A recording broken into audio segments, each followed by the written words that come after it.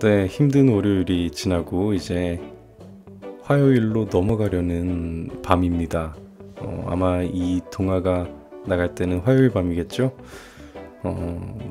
우리 별똥이 엄마를 포함해서 아이를 이제 뱃속에 품고 하루를 보내시는 모든 산모님들께 고생하셨다는 말씀을 드립니다.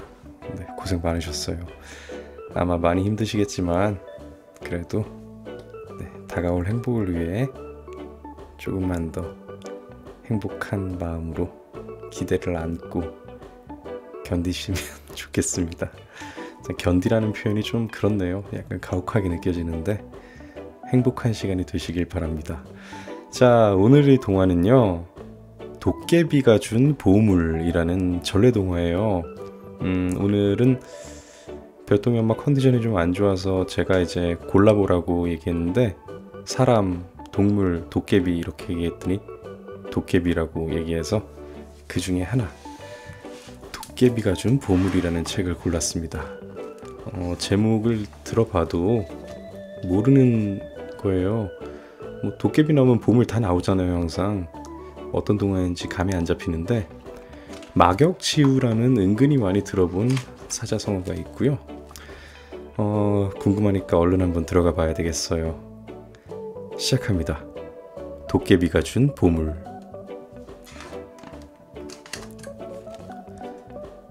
옛날 어느 마을에 세상 물정을 통 모르는 총각이 살았어요.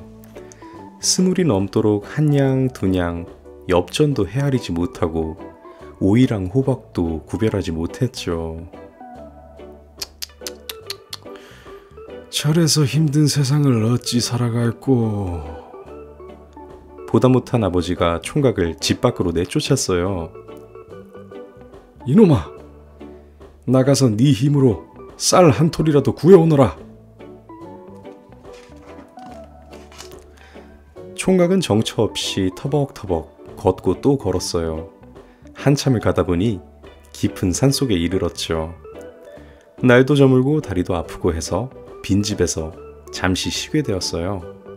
그런데 글쎄, 그 집이 도깨비 집이었지 뭐예요? 두 눈이 부리부리, 머리가 울퉁불퉁, 입이 귀에 닿을 듯 찢어진 커다란 도깨비가 나타나서는 이 친구가 왔네? 심심했는데 잘됐다 하면서 총각에게 같이 살자고 했어요. 나랑 같이 1년만 살자, 응? 총각은 딱히 갈 곳도 없는데 잘됐다 싶어 그래 그러자 했어요. 그날부터 도깨비는 모든 것을 총각이랑 함께 했어요. 밭을 갈아도 총각이랑, 물고기를 잡아도 총각이랑, 밥을 해도 총각이랑, 잠을 자도 총각이랑.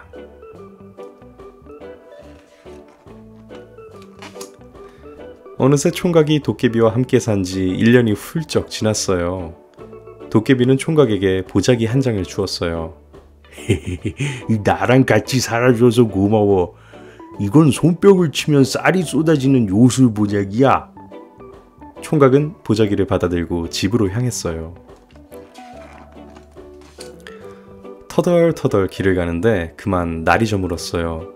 총각은 주막에서 하룻밤을 묵어가기로 했죠. 총각은 주모에게 보자기를 맡기며 일렀어요. 이 보자기 좀 맡아주세요. 하지만 이 보자기를 펼쳐서 손뼉을 치면 안 돼요. 주모는 보자기가 궁금해서 통 잠이 오질 않았어요. 그 보자기가 무슨 재주를 부리기에 이 손뼉을 치지 말라는 걸까? 주모는 슬그머니 보자기를 펼치고는 손뼉을 쳐보았어요.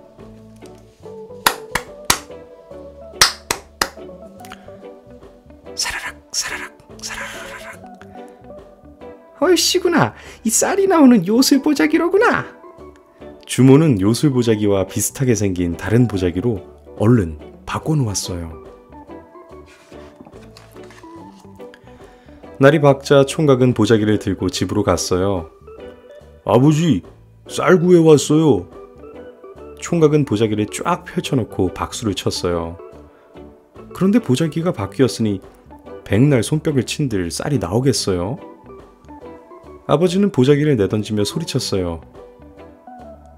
이놈이 손뼉 치고 춤추는 광대짓만 배워왔구나.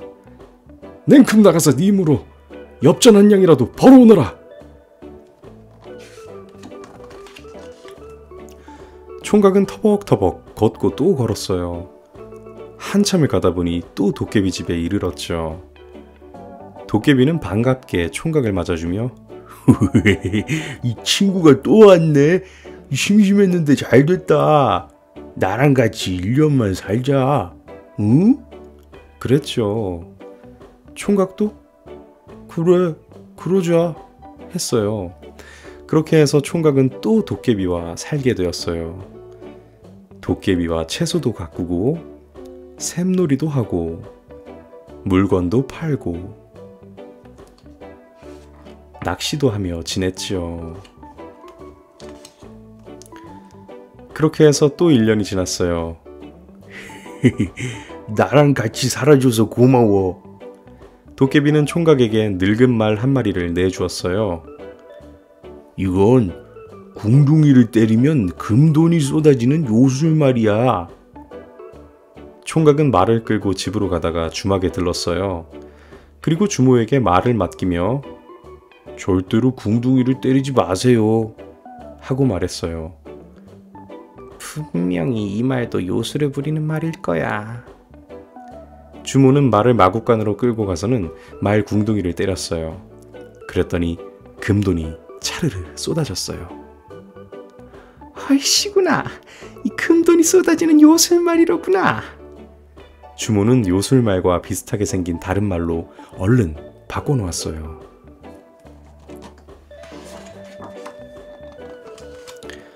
다음날 총각은 주모가 내준 말을 끌고 집으로 갔어요. 아버지, 돈 벌어 왔어요.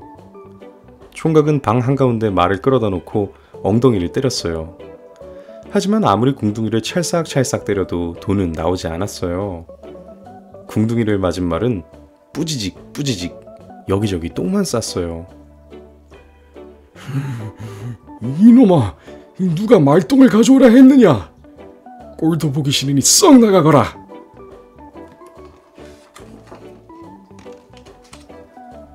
총각은 하는 수 없이 또 도깨비를 찾아갔어요. 그리고 그동안 있었던 일들을 도깨비에게 말했지요. 총각의 이야기를 다 듣고 난 도깨비가 그럼 나랑 같이 1년만 살자 했어요. 총각도 그래 그러자 했죠. 1년이 지나자 도깨비는 묵직한 방망이를 총각에게 주었어요. 때려라 외치면 흠씬 때리는 방망이야. 멈춰라 라고 할 때까지 어디든 쫓아가서 때려주지. 총각은 방망이를 들고 주막을 찾아갔어요. 그리고 주모에게 방망이를 맡기며 절대로 때려라 라고 외치면 안 돼요 했어요. 이번에는 요술 방망이인가 봐 하며 주모가 때려라 했어요. 아니 그런데 이게 무슨 일이래요?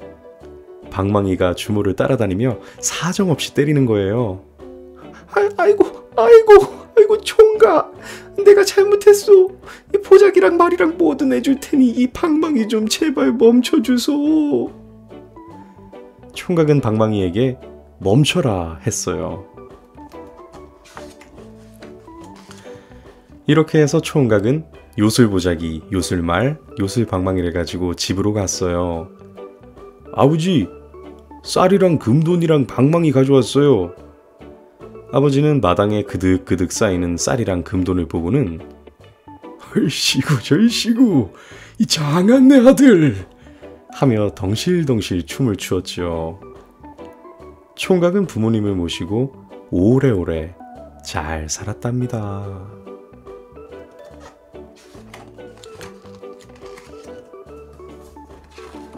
자, 이야기가 이렇게 끝이 났습니다. 그래도 마음씨는 착했나봐요. 우리 전래동화에서는 마음씨가 착하면 이렇게 좋은 일이 일어나잖아요. 도깨비도 참 외로워서 그런지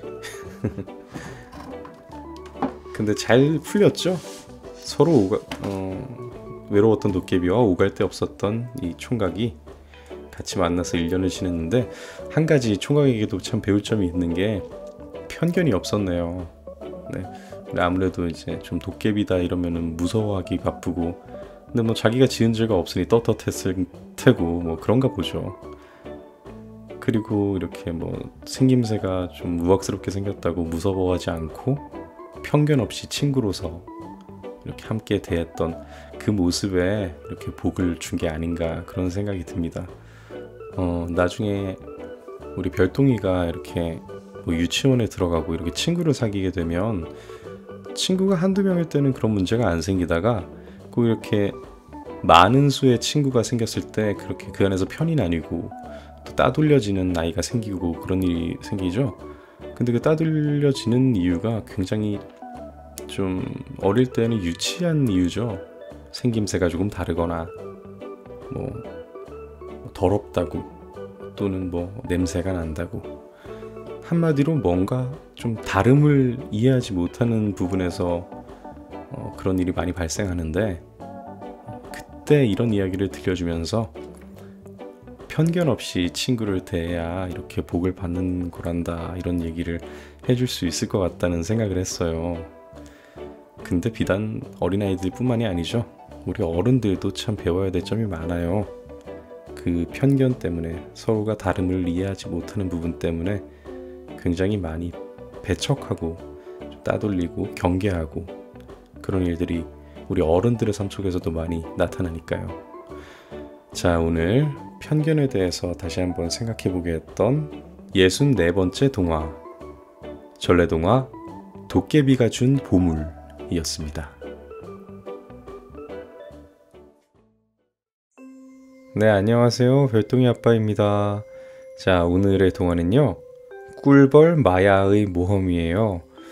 저는 개인적으로 꿀벌을 정말 엄청 좋아하는데, 나중에 뭐 마당이 있는 집을 그런 데서 살게 된다면 꼭 꿀벌을 키워볼 생각입니다. 뭐 제가 못 키우더라도 꿀벌들이 알아서 살 수 있게 그런 보금자리 같은 거를 좀 여기저기 만들어주고 싶기도 하고, 또 토봉이라 하죠. 양봉 말고 이미 우리 산과들에 살고 있는 그 친구들이 쉽게 집을 짓고 겨울을 보낼 수 있는 그런 것도 좀 산에다가 뭐 옛날에 새집 지어주기 캠페인 그런 것처럼 좀 이렇게 해주고 싶은 생각이 있어요. 여튼 오늘 제가 좋아하는 꿀벌이 나오는 동화 한번 들어가 보겠습니다. 자, 꿀벌 줄무늬를 너무 연하게 그려서 좀 아쉬운데요. 자, 시작합니다. 꿀벌 마야의 모험.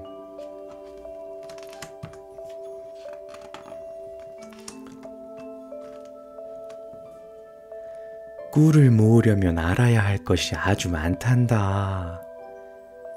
첫 외출을 앞둔 아기 꿀벌들은 카산드라가 하는 말에 귀를 기울이고 있었어요.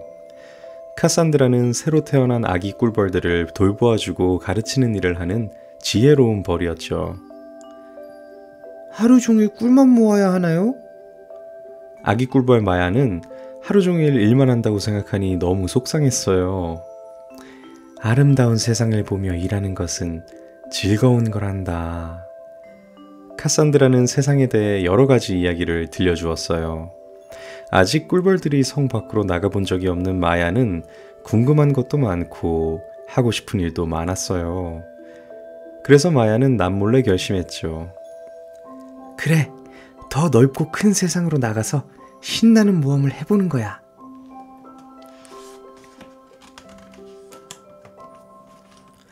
와, 내가 날고 있어! 드디어 꿀벌들의 성을 빠져나온 마야는 넓고 푸른 하늘을 향해 날갯짓을 했어요. 세상은 너무나 아름다웠죠. 눈부시게 푸른 하늘과 몸을 감싸는 따사로운 햇살과 수놓은 듯이 아름다운 꽃들 뿐이었죠. 아무도 해보지 못한 멋진 모험을 할 거야. 모험할 생각에 마야의 두 눈은 반짝반짝 빛났고 가슴은 두근두근 거렸어요. 마야는 친구들과 떨어져 제법 멀리까지 날아왔어요. 예쁜 튤립에 내려앉아 맛있는 꿀을 배불리 먹었어요. 밤이 되자 혼자인 마야는 조금 겁이나 망설였죠. 하지만 지금 돌아가면 매일 꿀만 모아야 할걸? 안 돼. 그럴 순 없어. 난 행복한 꿀벌이 되고 싶다고. 어느새 마야는 스르르 잠이 들고 말았죠. 아침에 눈을 뜬 마야는 이슬이 맺힌 예쁜 장미를 보았어요. 장미 속에 사는 풍뎅이 페피에게 꿀과 이슬도 대접받았죠. 마야는 모험이 정말 즐거웠어요. 페피와 헤어진 뒤 마야가 연못으로 날아가 커다란 연잎 위에 살며시 앉았을 때였어요. 거긴 내 자리인데 뭘 하고 있는 거죠? 그건 파리 한스였어요. 정해진 자리가 있나요? 당연하죠. 얼마나 어렵게 얻은 자리인데. 모두 제각기 사는 곳이 정해져 있다는 걸 모르시나요? 파리 한스의 말에 마야는 세상에는 여러 가지 규칙이 있다는 것을 알게 되었죠.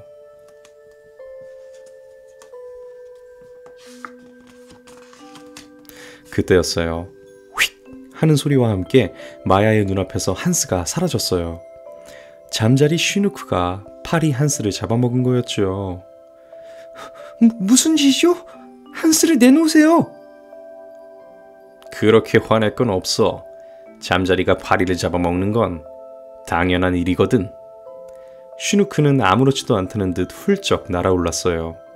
물 위에 비친 쉬누크의 그림자가 너무 멋져 마야는 조금 전의 일을 잠시 잊을 뻔했어요. 우리도 누군가의 먹이가 되곤 하지. 때론 이유 없이 죽임을 당할 때도 있어. 바로 내 동생이 사람에게 놀잇감이 되어 죽었거든. 쉬누크가 했던 말이 생각나 슬퍼졌어요. 마야는 사람이 그런 일을 했다는 걸 믿을 수가 없었죠. 카산드라가 해준 말과는 너무나 달랐기 때문이에요. 어느 날 마야는 시끄러운 소리에 잠에서 깨어 꽃잎 밖으로 조심스레 고개를 내밀었어요. 꽃 아래에서 쇠똥구리와 귀뚜라미가 말다툼을 하는 것이 보였어요. 쿠르트, 당신은 나에게 풍뎅이라고 속였어요. 잎이 내가 풍뎅이가 아닌 것이 그렇게 잘못인가요? 당신이 똥만 굴리지 않았어도 사랑했을 거예요. 그러더니 귀뚜라미 이피는 구멍 속으로 사라졌죠. 한참 동안 그 구멍을 바라보던 쿠르트는 쇠똥을 굴리기 시작했어요. 내가 간다. 길을 비켜라. 아무 일 없다는 듯이 씩씩하게 노래를 부르는 쿠르트의 모습이 왠지 슬퍼 보였어요.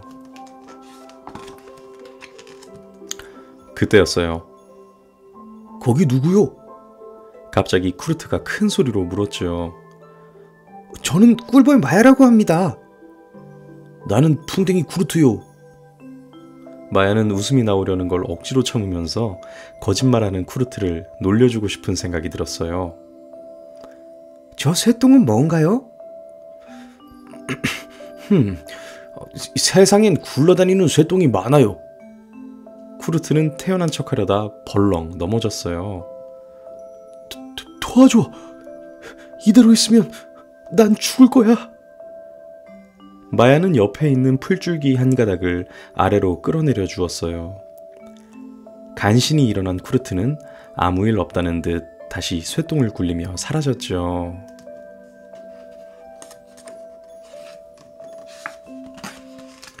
며칠 뒤 반짝이는 햇빛을 받으며 날고 있던 마야는 그만 거미줄에 걸리고 말았죠. 마야는 빠져나가려고 버둥거렸지만 그러면 그럴수록 점점 더 움직일 수 없게 되었어요. 내가 간다. 길을 비켜라. 그때 쿠르트가 노래를 부르며 지나가는 소리가 들렸어요. 쿠르트 씨, 살려줘요. 마야는 힘껏 쿠르트를 불렀죠. 거기 누구요? 마야예요. 거미줄에 걸렸어요. 쿠르트가 다가와 줄을 잡아당기자 거미줄이 뚝 하고 끊어졌어요. 뭐야, 이제 시작인데 참 싱겁게 끝났네. 쿠르트는 또다시 아무 일 없다는 듯 쇠똥을 굴리며 사라졌죠. 거미줄을 겨우 벗어난 뒤 다른 거미를 만나는 것은 유쾌한 일이 아니었어요. 그래서 거미 한니발을 처음 봤을 때 마야는 조금 겁이 났죠. 당신은 다리가 하나 더 많군요. 마야는 조심스럽게 말을 건넸죠. 나는 다리가 하나 더 많은 것이 아니라 하나 모자란 거랍니다. 사실 한니발은 무척 겁이 많은 거미였어요. 사람에게 다가갔다가 다리를 잃었다는 거미 한니발의 말에 마야는 사람을 만나는 것이 조금 두려워졌어요. 그래도 마야는 사람이 보고 싶었어요. 카산드라가 사람에게 배울 것이 아주 많다고 했기 때문에 사람을 만나야 좀 더 멋진 모험을 할 것 같았거든요. 책이 페이지마다 곤충들의 사진이 있어요. 그림 아래. 어느덧 여름이 되었어요. 이제 마야는 더 이상 어린 꿀벌이 아니었죠. 어느 날 한밤중에 잠에서 깬 마야는 처음 본 밤의 아름다움에 숨을 쉴 수가 없었어요. 달빛은 온 세상을 물들이고 어디선가 고운 노랫소리가 들려왔죠. 소리를 따라 가까이 간 마야는 그 빛나는 모습에 깜짝 놀랐어요. 당신은 누구신가요? 나는 꽃의 요정이에요. 꽃의 요정은 마야에게 소원 하나를 말하라고 했어요. 세상에서 가장 아름다운 사람을 만나고 싶어요.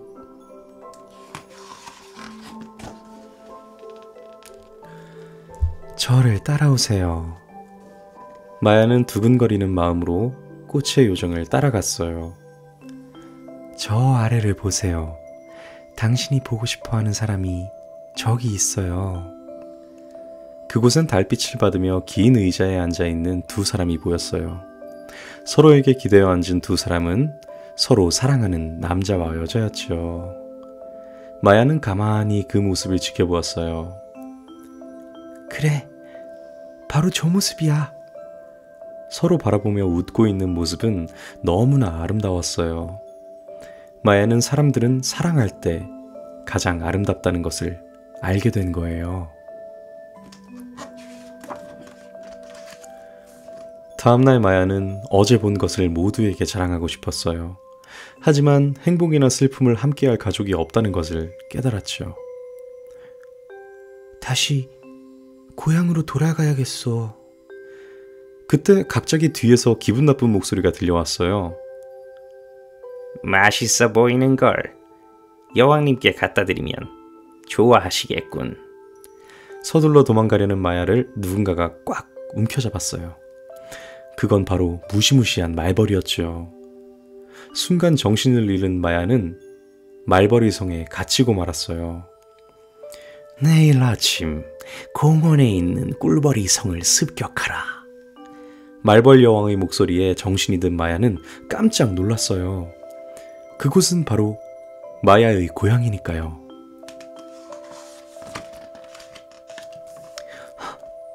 빨리 여왕님께 알리지 않으면 모두가 위험해. 마야는 용기를 냈어요. 입구를 향해 살금살금 도망치려던 마야는 그만 보초를 서는 말벌과 눈이 마주쳤어요. 자, 덤벼봐! 마야는 목숨을 걸고 싸우기로 했어요. 그런데 말벌은 마야를 무시한 채 달빛만 바라보았죠. 나의 사랑 쉬누크, 어디로 가버린 거요? 보초 말벌에게서 흘러나온 이름을 들은 마야는 깜짝 놀랐어요. 어쩌면 무사히 말벌의 성을 빠져나갈 수 있을지도 모른다고 생각했어요. 내가 쉬누크가 있는 곳을 알아요. 그래? 그녀가 어디 있는지 알려준다면 너를 놓아주마.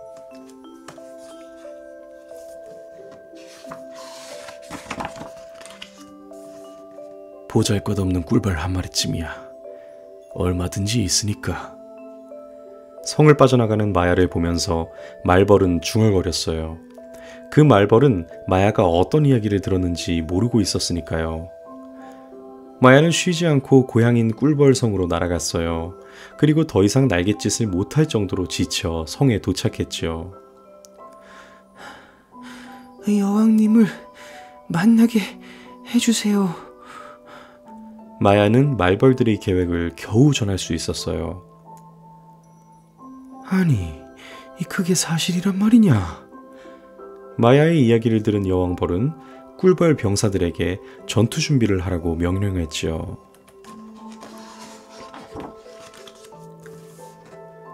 와, 이겼다! 와, 이겼다! 우리가 말벌을 물리쳤다! 이튿날 꿀벌들은 말벌의 공격으로부터 무사할 수 있었어요. 꿀벌의 성은 잔치집 같았어요.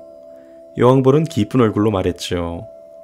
모두 정말 잘 싸워주었네. 그리고 마야의 용기를 칭찬하며 상을 내렸어요. 네가 모험을 하며 배운 것들이 어린 꿀벌에게 도움이 될 것이다. 그 후 마야는 카산드라와 함께 아기 꿀벌들의 교육을 맡게 되었어요. 앞으로 너희는 알아야 할 것들이 아주 많단다. 어린 꿀벌들은 모두 마야가 하는 말에 귀를 기울였답니다. 자, 이야기가 꽤 길군요. 와, 이거 그냥만 읽었는데도 15분이 넘네요. 자, 이게 모두가 사회에서 이제 뭐 꿀벌 사회이긴 하지만요.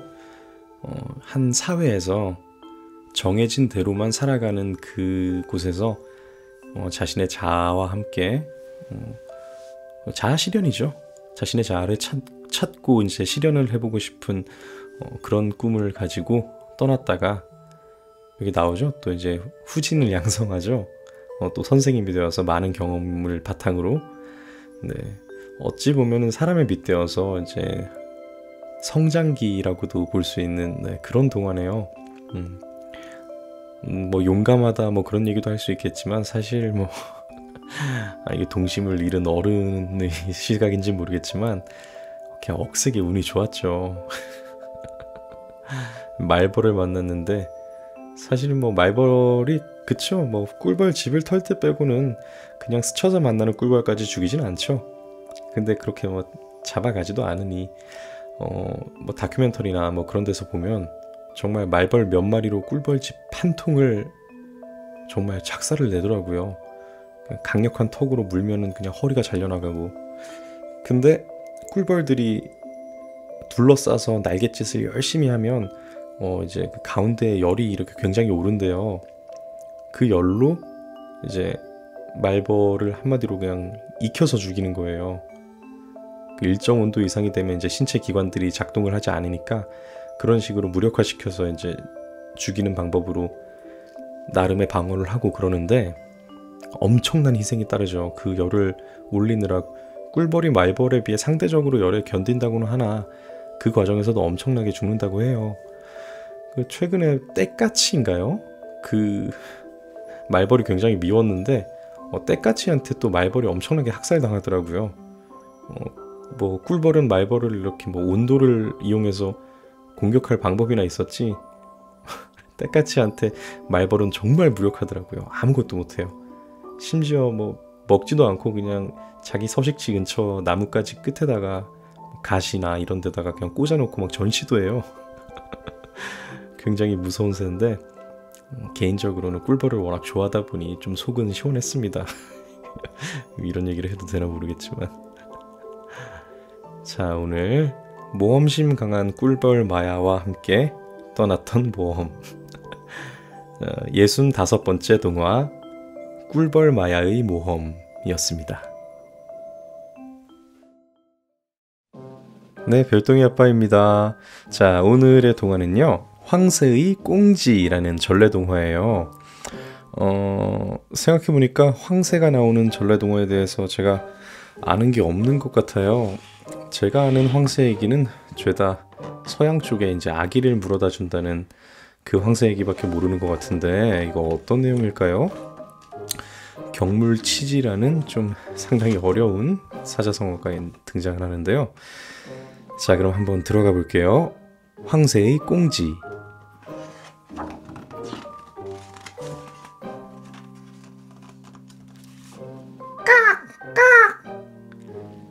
귀맛 좋은 까치 소리가 울려 퍼지는 아침.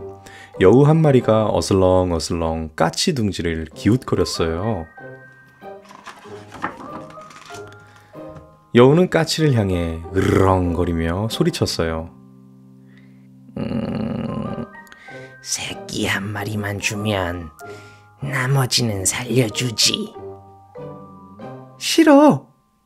어미까치는 새끼들을 꼭 품으며 말했어요. 뛰어올라가 모두 잡아먹을 테다. 어미까치는 새끼들을 더욱 꼭 끌어안았어요.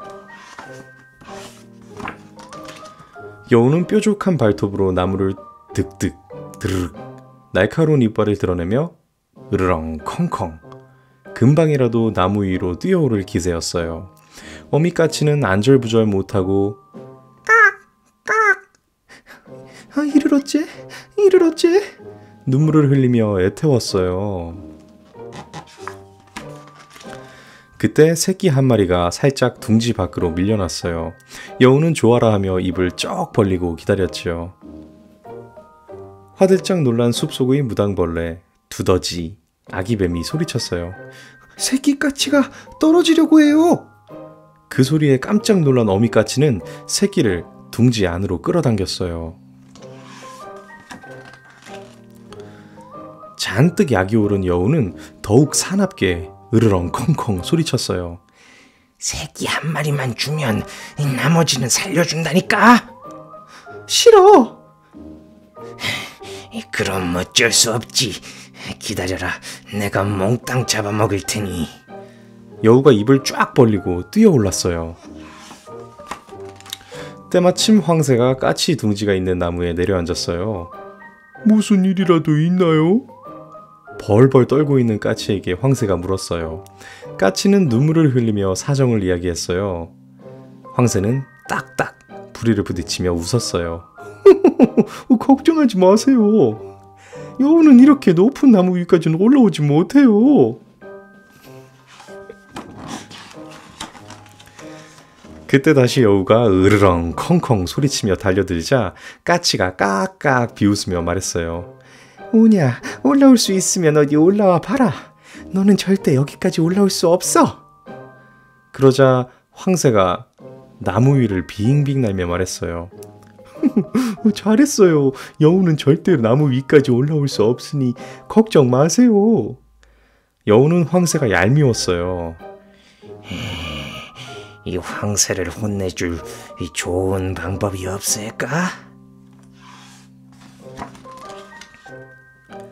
자, 여우가 이제 상상을 하고 있습니다. 목을 졸라보기도 하고 바닥에 눕혀놓고 깃털을 잡아 뜯기도 하고 또 온갖 괴롭히는 상상을 하는데 어지간히도 약이 올랐나 봐요. 다음날 여우는 황새를 찾아가 상냥하게 말했어요. 황새님, 오늘이 제 생일이라 저녁 초대를 할까 하는데요. 황새는 점잖게 날개를 퍼덕였어요. 생일 초대에 빠질 수 있나요? 저녁에 제가 여우굴로 가겠습니다. 해가 산 너머로 슬금슬금 뒷걸음질 칠 때 황새가 여우굴을 찾아왔어요. 오셨습니까? 어서 들어오시지요. 여우는 크크 웃음을 참으며 황새를 반겼어요. 다 잡은 먹이를 놓치게 한 황새 이놈, 오늘 혼 좀 나봐라. 황새도 긴 목을 쭉 빼면서 반갑게 인사를 했어요. 그때 여우가 황새의 목을 잡아 끌더니 항아리 속에 처박았어요. 아니, 이 손님에게 이 무슨 짓이오? 손님이라고? 어제 내가 너 때문에 이 다 잡은 먹이를 놓쳤는데 손님은 무슨 손님? 네 고기로 오늘 내 생일상을 차리련다. 여우가 황새를 항아리 속으로 더 깊이 밀어넣자 황새가 이상한 소리를 내며 발버둥칠 쳤어요. 항아리 속에서 울리는 이상한 소리가 여우 굴 가득 퍼졌죠. 그 소리에 깜짝 놀란 여우는 발라당 나자빠졌어요. 이게 무슨 소리지? 그 사이 푸드덕거리며 항아리 밖으로 빠져나온 황새가 냅다 날아올랐어요. 아이고, 황새님, 나도 데리고 가요. 이 굴 안에 이 무서운 괴물이 있는 것 같아요. 하면서 여우가 황새의 꽁지를 붙잡고 늘어졌어요. 그 순간 여우의 호들갑에 날아오르던 황새의 꽁지가 쏙 뽑혀버렸어요. 그 바람에 황새의 꽁지가 오늘날처럼 깡둥하게 된 거랍니다. 자, 이야기가 상당히 짧네요. 오늘 이야기가 이렇게 끝이 났는데 황새 보면은 꼬리가 이렇게 뭐에 비교를 해야 되나요? 꼬리깃이 멋들어진 숱하게 한번 비교를 해볼까요? 아니면은 약간 좀 전설을 빌리자면 봉황처럼 이렇게 멋들어진 꽁지깃을 이렇게 쫙 늘어뜨릴 수도 있었을 텐데 지금 보면 그렇지 않죠. 황새는 다리만 길고 꽁지는 짧잖아요. 근데 여기서 얘기하는 거는 원래 꽁지깃이 멋지게 이렇게 좀 늘어져 있었나 보네요. 앞에 그림에 그게 나왔었나요? 근데 그 꽁지깃이 요즘처럼 이렇게 짧아지게 된 이유가 앙심을 품은 여우가 잡아먹으려고 하다가 항아리에서 울리는 소리에 놀라서 도망치려고 하다가 우연찮게 잡아 뜯었다는 그런 얘기를 하고 있는데 여기 그림에 나오네요. 네, 꽁지깃이 이렇게 멋들어지다고 보긴 좀 힘든데 아무튼 이렇게 좀 마치 비단처럼 이렇게 슉 늘어져 있는데 자, 황새의 꽁지가 왜 짧아졌는지에 대해서 우리 전래동화에 이런 얘기 은근히 많은 거 아시죠? 지금의 동물이나 지금의 어떤 자연이 왜 그런 모습을 갖게 됐는지에 대해서 그런 걸 이렇게 이야기로 풀어나가는, 오늘날로 따지면은 스토리텔링이라는 단어를 쓰나요? 예. 그런 이야기로 구성이 된 전래동화가 은근히 많아요. 나름 좀 재밌었던 동화 같은데, 자, 오늘 66번째 동화, 전래동화 황새의 꽁지였습니다. 네, 반갑습니다. 별똥이 아빠입니다.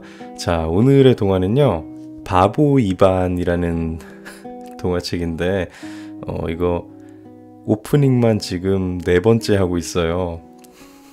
발음이 꼬이고 정말 바보처럼 발음이 나와가지고요. 어제 좀 피곤하긴 했는데 여파가 아직까지 오는 것 같습니다. 지금 시간은 거의 12시가 다 됐어요.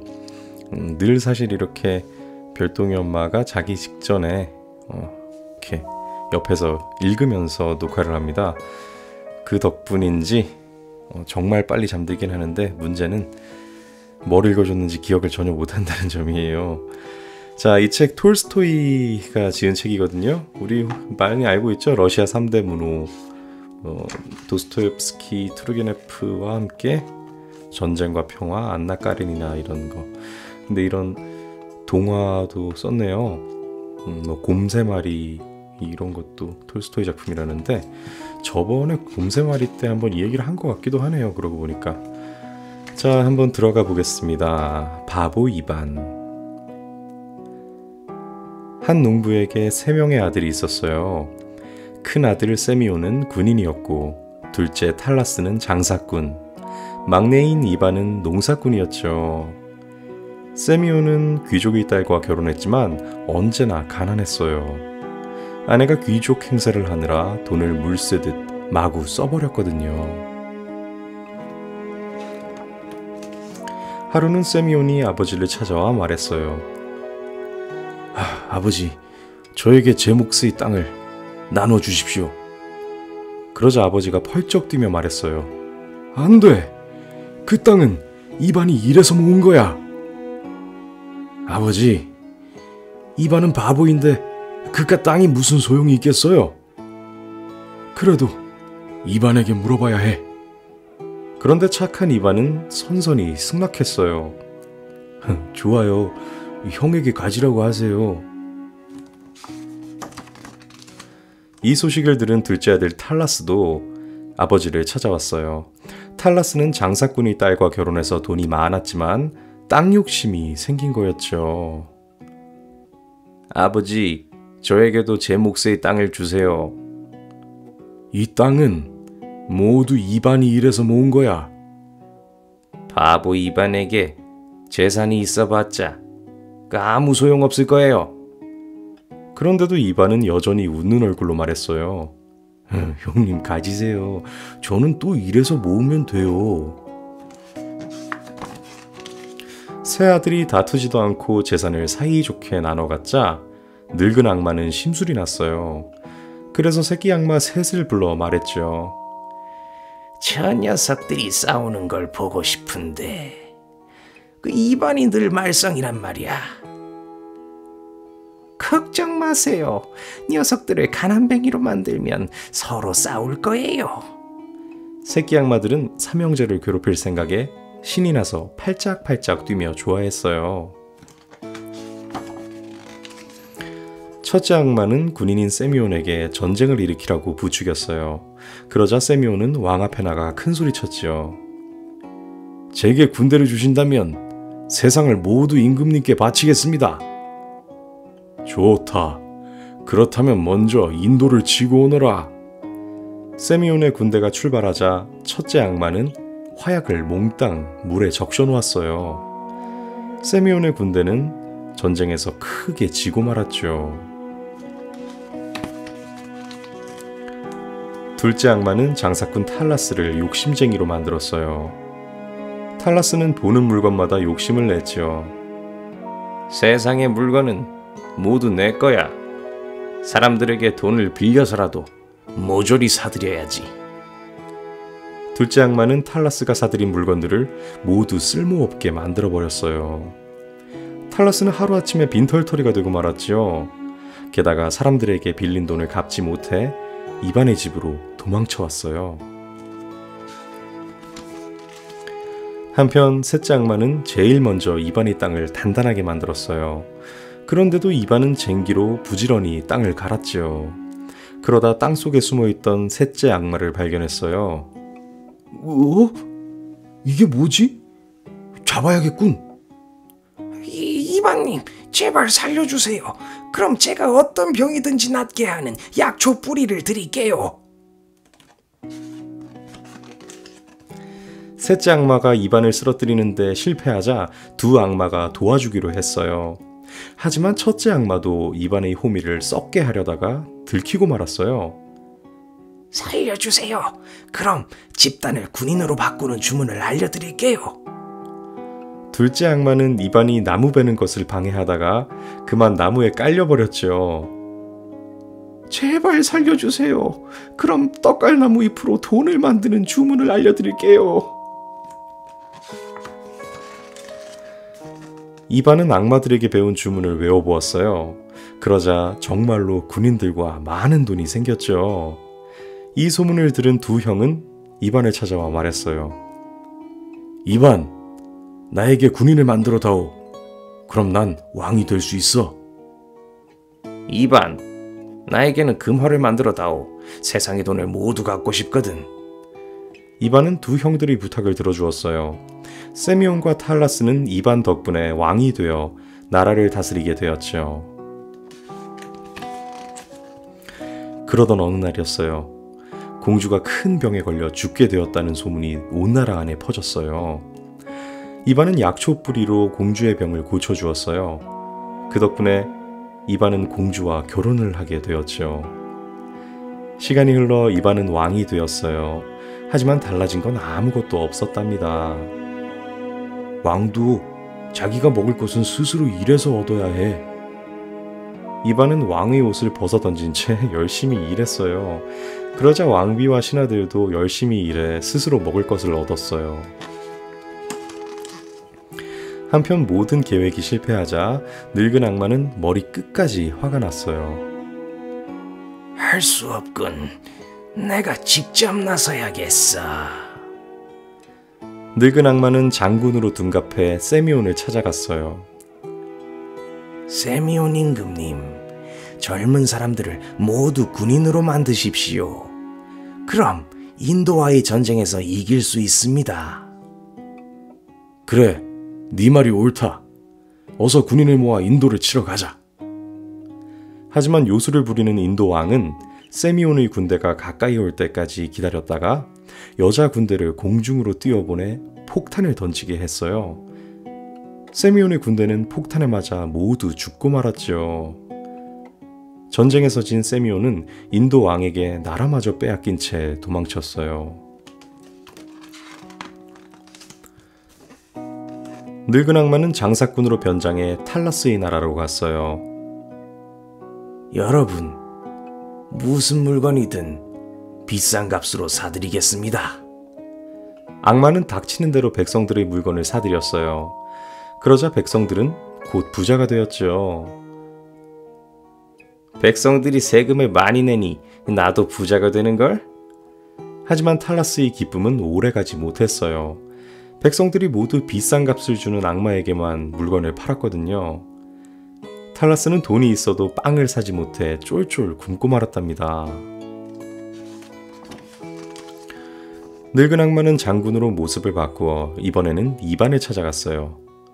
임금님, 나라에는 군대가 있어야 합니다. 제가 군인을 모아보겠습니다. 이반의 승낙을 받은 악마는 군인을 모으기 시작했어요. 군대에 들어오면 술과 빨간 모자를 주겠다. 그러나 백성들은 아무도 나서지 않았죠.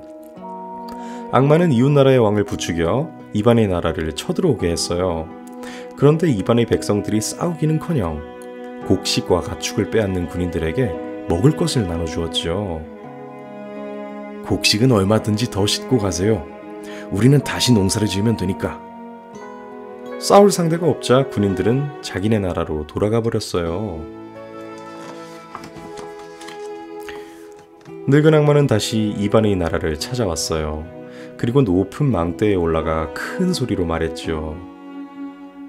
손으로 일하는 건 어리석은 일이에요.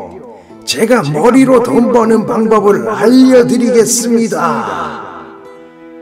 하지만 백성들은 아무도 귀담아 듣지 않았어요. 말도 안 돼. 어떻게 머리로 농사를 짓고 가축을 길러? 며칠을 혼자 떠들어대던 늙은 악마는 기운이 빠져 죽고 말았어요. 이반 나라의 백성들은 지금까지도 성실히 일하면서 잘 살고 있답니다. 자, 이야기가 이렇게 끝이 나네요. 자, 이거 사실 저는 이 바보 이반을 예전에 읽어봤어요. 그 어렸을 때 읽던 때랑 지금 좀 많이 다른데 뭐 여러 가지 생각이 드네요. 일단 첫 번째로 드는 생각은 악마가 자기가 이제 위기에 빠져서 자기 목숨을 살려주는 대가로 선물을 거래해야 할 때 그때 준 선물이, 그러니까 한마디로 악마의 선물이죠. 그 두 가지 선물은 군대와 돈이었어요. 그쵸? 전쟁을 일으키는 군대와 사람을 탐욕에 찌들게 만드는 돈. 이 두 가지가 일부러 아마 이렇게 표현을 하지 않았을까 그런 생각을 하고요.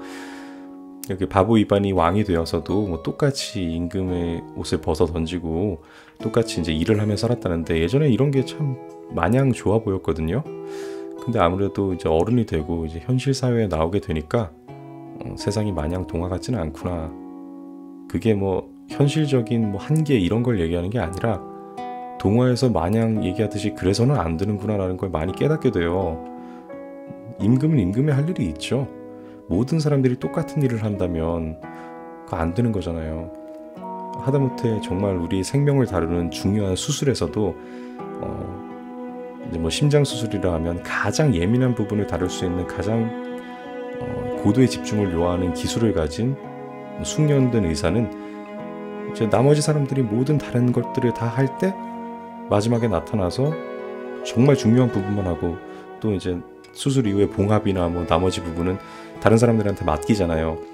그렇게 자리에 따라서 자리의 중요도에 따라서 할 일이 따로 정해져 있는데 그런 걸 다 팽개치고 마냥 이렇게 낮은 자세로만 무조건 간다는 거는 현실에서는 있을 수도 없고 있어서도 안 된다는 생각을 해요. 왕이 똑같이 농사를 짓는 나라가 잘 굴러가는 나라일까요? 저는 그렇게 생각하지는 않습니다. 임금은 임금의 일을 해야 되고 오늘날로 따지면 정치인이나 대통령이 될까요? 네, 마냥 낮은 자세로 이렇게 한다는 것은 현실적이지 않고 굉장히 무책임한 행동이 될 거라는 생각을 해요. 동화가 더는 이제 마냥 동심으로만 읽지 않게 되는 나이니까 그런 것 같은데, 자, 그래서 그런 생각을 합니다.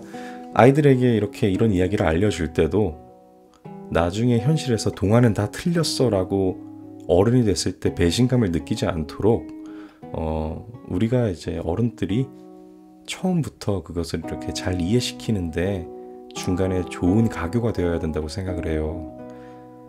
나중에 이제 아이가 아직 태어나지도 않았지만 이제 한 달도 안 남았어요.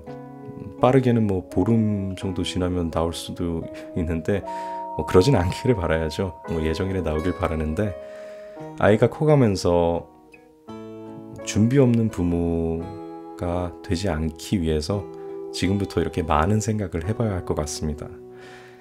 자, 오늘 또 이런저런 많은 생각을 하게 했던 67번째 동화, 레프 톨스토이의 바보 이반이었습니다. 네, 여러분, 별똥이 아빠입니다. 자, 오늘의 동화는요, 동물들의 나이 자랑이라는 전래 동화예요. 저희 집에 있는 전래 동화 집에도 이제 동물들이 나오는 게 몇 권 안 남았어요. 그동안 참 동물들 얘기 많이 들은 것 같은데 좀 아쉽네요. 어불성설이라는 사자성어가 있고요. 말도 안 되는 얘기인가 보죠. 자, 한번 시작해 보겠습니다. 동물들의 나이 자랑. 두꺼비와 토끼가 찐 찹쌀을 절구해 놓고 콩콩 쳐서 쫄깃쫄깃 맛나는 찰떡을 만들었어요. 그때 떡 냄새를 맡은 호랑이가 한달음에 달려왔죠. 먹음직스러운 떡을 보자 호랑이는 군침이 돌았어요. 저 떡을 혼자서 다 먹을 방법이 없을까? 그래서 꾀를 내었어요. 내기를 해서 이기면 떡을 모두 먹는 거다. 두꺼비와 토끼는 사나운 호랑이 말이라 어쩔 수 없이 얼른 고개를 끄덕였어요.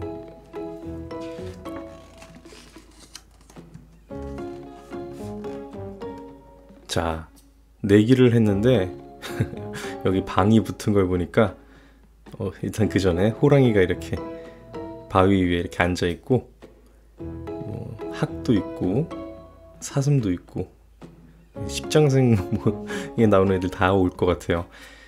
방에 이렇게 적혀 있습니다. 내기의 주제겠죠.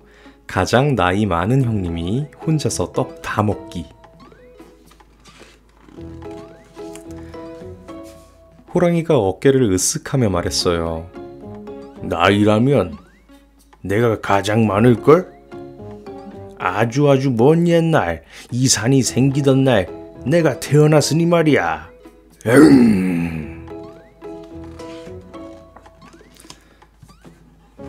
그럼 내 자식뻘 되는구먼. 내가 흙을 쳐날라 이 산을 쌓았네. 토끼가 어른 흉내를 내며 말했어요. 그러자 두꺼비가 땅을 치며 통곡을 했어요. 아이고, 가엾은 내 아들.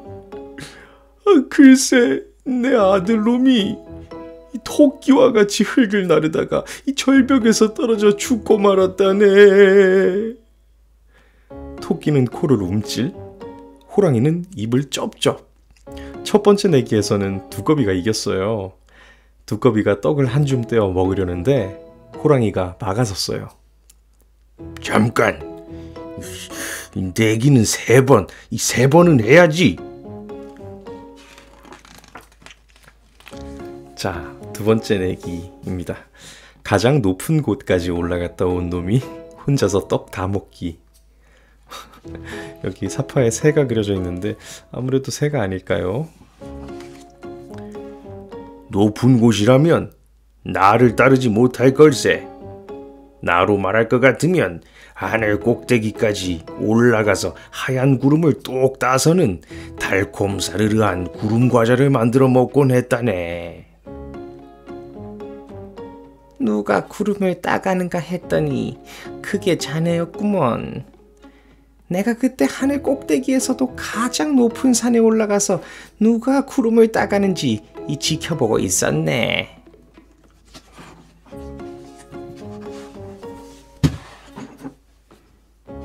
그때 내가 내려다 보니 이 모두들 땀을 줄줄 흘리더구먼. 그래, 이 내가 하늘 꼭대기에서도 가장 높은 산 위에 가장 큰 나무에 올라가 이 부채질을 해주었는데 이 기억은 못하겠는가? 토끼는 뒷발로 옆구리를 톡톡, 호랑이는 앞발로 입가를 툭툭. 이 두 번째 내기에서도 두꺼비가 이겼죠.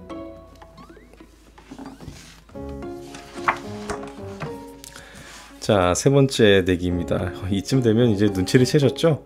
늦게 말하면 늦게 말하는 사람이 무조건 이기는 그런 내기예요. 자, 호랑이는 이번에도 아마 눈치채지 못했을 것 같은데 세 번째 내기입니다. 가장 빨리 도착한 놈이 혼자서 떡 다 먹기. 호랑이는 공중공중, 토끼는 깡충깡충, 젖 먹던 힘까지 다 내어 달렸어요. 달리기라면 내가 최고지. 이제 떡은 모두 내 차지다. 호랑이는 더 힘을 냈어요. 두꺼비가 제 꼬리에 매달려 온 것도 까맣게 모르고요. 도착 지점에 다다르자 두꺼비가 호랑이 꼬리에서 폴짝 뛰어내려 가장 먼저 달려갔어요. 이제도 도착하는군. 난 아까 와서 잠깐 눈 좀 붙였다네. 이미 도착한 두꺼비가 눈을 껌뻑이며 말했어요. 토끼는 짧은 꼬리를 실룩, 호랑이는 긴 꼬리를 휙휙. 세 번째 내기에서도 두꺼비가 이겼어요. 이제 떡은 두꺼비 차지가 되었죠. 그런데 화가 난 호랑이가 갑자기 떡을 산 아래로 힘껏 떠밀면서 소리쳤어요. 아니야. 이 마지막으로 다시 한번 하자. 자, 마지막 내기입니다. 굴러가는 떡을 먼저 잡는 놈이 혼자서 떡 다 먹기. 일어서 산 아래로 던졌네요. 자, 굴러가는 떡을 먼저 잡아서 다 먹기. 가면서 먹는다는 얘기인가요? 이 내기에서는 이 두꺼비가 절대로 이기지 못할 거야. 그러고는 두꺼비가 꼬리를 잡지 못하게 꼬리를 휙휙 저으며 재빠르게 뛰어갔어요. 토끼도 얼른 그 뒤를 따라갔죠. 두꺼비만 뒤에서 어그적. 그놈 참 느리네. 이번에는 떡을 먹을 수 있겠구나. 호랑이와 토끼는 콧노래까지 부르며 달렸어요. 그런데 바로 그때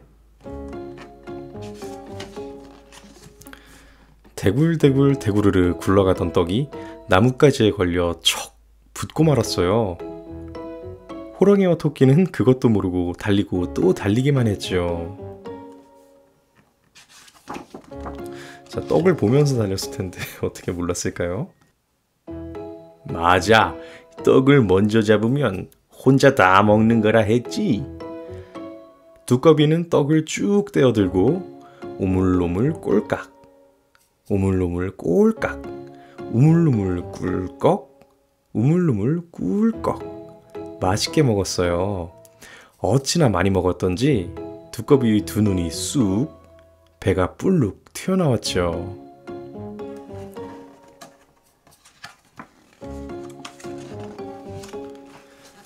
두꺼비는 먹고 남은 떡을 등에 쩍 붙이고 어그적 산을 내려왔어요. 이보게, 내가 떡을 남겨왔네. 어서들 들게나.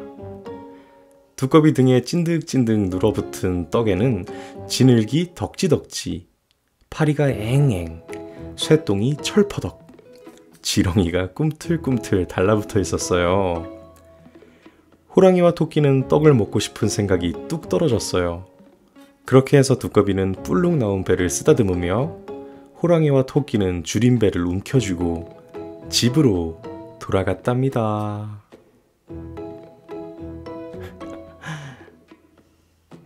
진짜 입맛이 떨어졌나봐요. 토끼랑 호랑이가 가면서 난 원래 떡을 안 좋아해. 갑자기 떡이 먹기 싫어졌어. 이러면서 가고 있어요. 자, 이렇게 동화가 끝이 납니다. 제가 저번 동화 읽을 때 말씀을 드렸죠. 뭐 이런 거 은근히 많다고. 우리 전래 동화에 바로 전이네요. 바로 전 동화가, 그러니까 바로 전 전래 동화가 황새의 꽁지라는 전래 동화였잖아요. 66번째. 네. 그 66번째 황새의 꽁지에서도 비슷한 얘기가 나옵니다.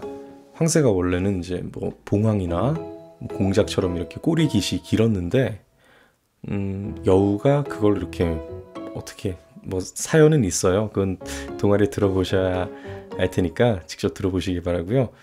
여우가 물어뜯어요. 그래서 지금처럼 이렇게 짤뚝한 그런 짧은 꽁지를 갖게 됐다는 건데, 여기에서 이제 주인공은 두꺼비죠. 좀 얍삽하긴 한데 맨 뒤에서 이렇게 말도 안 되는 얘기 하니까 제일 뒤에서 허풍을 떨어가지고 이제 내기에 이기는데, 두꺼비 등이 좀 울퉁불퉁하잖아요. 배도 불룩하고 눈도 튀어나와 있고. 그게 왜 그렇게 됐는지에 대해서 설명을 하는 그런 전래동화였습니다. 오늘도 재밌었네요. 자, 오늘 68번째 동화, 전래동화 동물들의 나이 자랑이었습니다. 네, 한 주는 잘 보내셨나요? 별똥이 아빠입니다. 자, 오늘의 동화는요, 욕심쟁이 거인이라는 동화인데요. 저는 이거 처음 들어보는 제목인데 작가가 오스카 와일드네요. 오스카 와일드는 정말 유명한 작가죠. 우리 저번에 행복한 왕자 읽어드렸었잖아요. 또 별아기. 저희 아이의 태명이 별똥이라서 좀 더 좀 이렇게 의미를 갖고 읽었던 별아기. 그 두 작품을 쓴 작가입니다. 굉장히 유명해요. 자, 오늘 한번 들어가 볼까요? 이제 이 욕심쟁이 거인은 저도 모르는 건데 한번 읽어보겠습니다. 자, 시작합니다. 욕심쟁이 거인. 어느 마을에 아름답고 커다란 정원을 가진 거인이 살고 있었어요.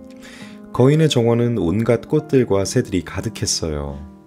봄에는 고운 꽃이 피어나고 가을이면 탐스런 열매가 열렸죠.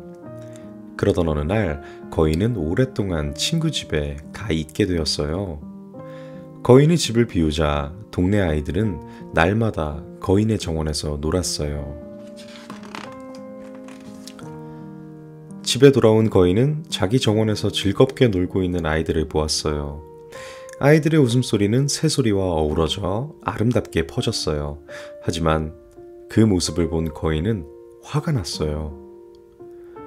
내 정원에서 뭐 하는 거야? 어서 나가지 못해? 거인은 소리를 버럭 지르며 아이들을 쫓아냈어요. 아이들은 깜짝 놀라 정신없이 도망쳤어요.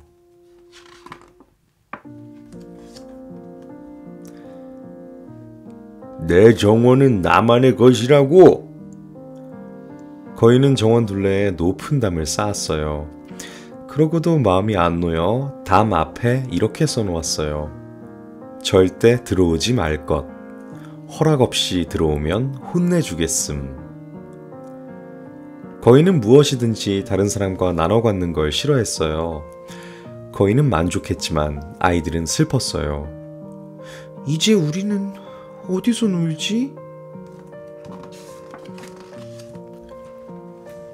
그 후로 아이들은 길거리에서 놀았어요. 하지만 길거리는 조금만 놀아도 먼지로 뒤범벅이 되고 돌멩이가 많아 걸려 넘어지기 일쑤였어요. 학교 수업이 끝나면 아이들은 거인의 높은 정원 담 아래로 모여들었어요. 정원에서 놀 때가 좋았는데. 아이들은 담 너머에 있는 정원을 그리워했어요. 그렇게 시간이 흘러 봄이 왔어요. 마을 여기저기에 어여쁜 꽃들과 귀여운 새들이 가득했죠. 하지만 거인의 정원만은 여전히 추운 겨울이었어요. 아이들이 없으니 새들도 노래하고 싶어 하지 않았고 나무들도 꽃망울을 터뜨리는 걸 잊어버렸어요. 한 번은 아름다운 꽃이 머리를 내밀었다가 절대 들어오지 말 것이라는 표말을 보고는 다시 쏙 들어가 잠들어 버린 일도 있었어요. 정원에는 눈과 서리만 가득했어요. 봄이 거인의 정원에 들르는 걸 잊어버렸나 봐. 아이, 잘 됐지 뭐. 우리끼리 1년 내내 여기서 살자고. 눈은 하얀 망토로 잔디를 수북이 뒤덮었어요. 서리는 모든 나무를 은빛으로 칠해버렸어요. 그러고는 북풍도 초대했죠. 북풍은 온종일 정원에 찬 입김을 불어댔어요. 너무 멋진 곳인걸? 우박도 초대합시다. 우박은 지붕이 뚫어질 정도로 두드려대며 정원 구석구석을 휘젓고 다녔어요. 왜 이렇게 봄이 오질 않는 걸까? 얼음장 같은 정원을 내다보며 거인은 궁금해했어요.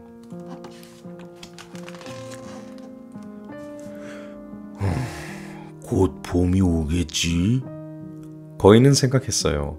하지만 봄도 여름도 거인의 정원은 그냥 지나쳐버렸어요. 저 거인은 너무 욕심쟁이야. 가을도 다른 모든 정원에는 황금빛 과일을 주었지만 거인의 정원만은 주지 않았어요. 그래서 거인의 정원에는 북풍, 우박, 서리, 눈만이 춤을 추며 놀았어요. 어느 날 아침 잠에서 깬 거인은 아름다운 새 소리를 들었어요. 또 향기로운 꽃냄새도 풍겨왔어요. 봄이다! 드디어 봄이 왔어! 거인은 자리에서 벌떡 일어나 창밖을 내다보았어요. 정원에는 아이들이 놀고 있었어요. 담 한쪽이 무너져 구멍이 생기자 그리로 들어온 거였어요. 나뭇가지마다 아이들이 올라앉았고 나무들도 예쁜 꽃을 활짝 피웠어요. 새들도 이리저리 날아다니며 짹짹짹 노래를 불렀어요. 이런 세상에 아이들이 봄을 불러온 거야? 그동안 내가 너무 욕심이 많았어. 거인은 그제야 자기의 잘못을 뉘우쳤어요. 그러다 정원 구석에 남아있는 눈을 보았어요. 어?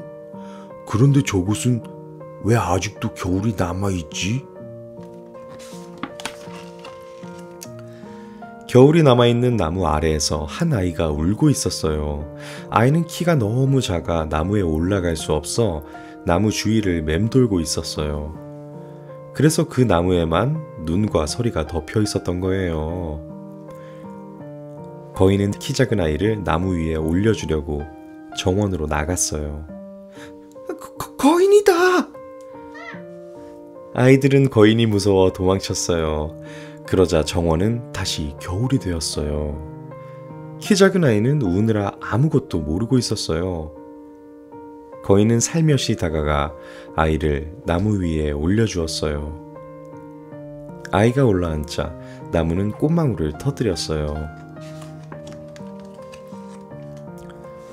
거인은 커다란 도끼를 가져와 담을 부숴버렸어요. 아이들은 멀찍이 떨어져 거인을 지켜보았죠. 담을 다 부순 거인은 큰 소리로 말했어요. 이제 이 정원은 너희들 거야. 언제든 마음대로 와서 놀아라. 아이들은 거인의 말을 믿을 수 없다는 듯 머뭇거렸어요. 거인의 웃음을 보고서야 정원으로 우르르 뛰어들었어요. 와! 아이들이 가는 곳마다 새싹이 움트고 꽃이 피고 새들이 노래하기 시작했어요. 아이들은 날마다 거인의 정원에서 놀았어요. 거인은 아이들을 바라보며 중얼거렸어요. 이렇게 많은 꽃들이 있지만 가장 아름다운 건 아이들이야. 그런데 키 작은 아이는 보이지 않았어요. 얘들아, 내가 나무에 올려주었던 아이는 왜 안 오니? 저희도 몰라요. 우리 동네 아이가 아니었어요. 아무도 키 작은 아이를 알지 못했어요. 시간이 흘렀어요. 거인은 나이가 많이 들어 아이들과 함께 뛰어놀 수 없었지요. 거실 의자에 앉아 아이들이 노는 것을 바라볼 뿐이었어요. 아름다운 꽃들이야. 세상에서 가장 아름다운 꽃은 아이들이지. 어느 겨울 아침, 거인은 무심코 창밖을 바라보다가 깜짝 놀랐어요. 세상에 이렇게 추운 날에 꽃이 피다니? 거인은 눈을 비비고 다시 보았어요. 꽃만 핀 게 아니라 은빛 열매도 주렁주렁 매달려 있었어요. 그리고 그 나무 아래에 한 아이가 서 있었어요. 아, 그 아이잖아. 드디어 네가 와주었구나. 거인은 반가운 마음에 서둘러 정원으로 뛰어나갔어요. 아이의 손을 덥석 잡은 거인은 아이의 양손과 양발에 난 상처를 보고 소리쳤어요. 아니, 누가 너에게 이런 짓을 한 거냐? 내가 가만 안 두겠어. 그럴 거 없어요. 이건 사랑의 상처인걸요?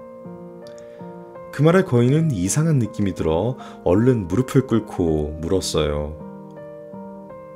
당신은 누구십니까?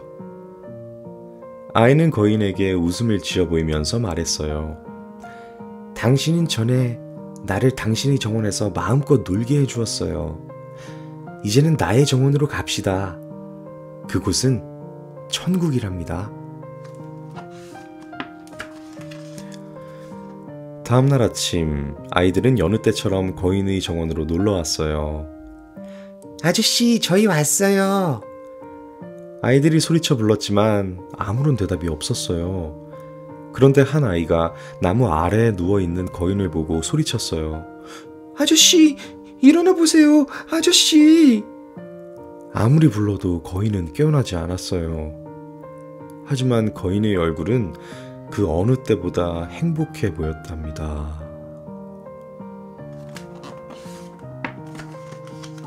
아, 이 거인이 세상을 떠났군요. 먹먹하게 끝나는 동화인데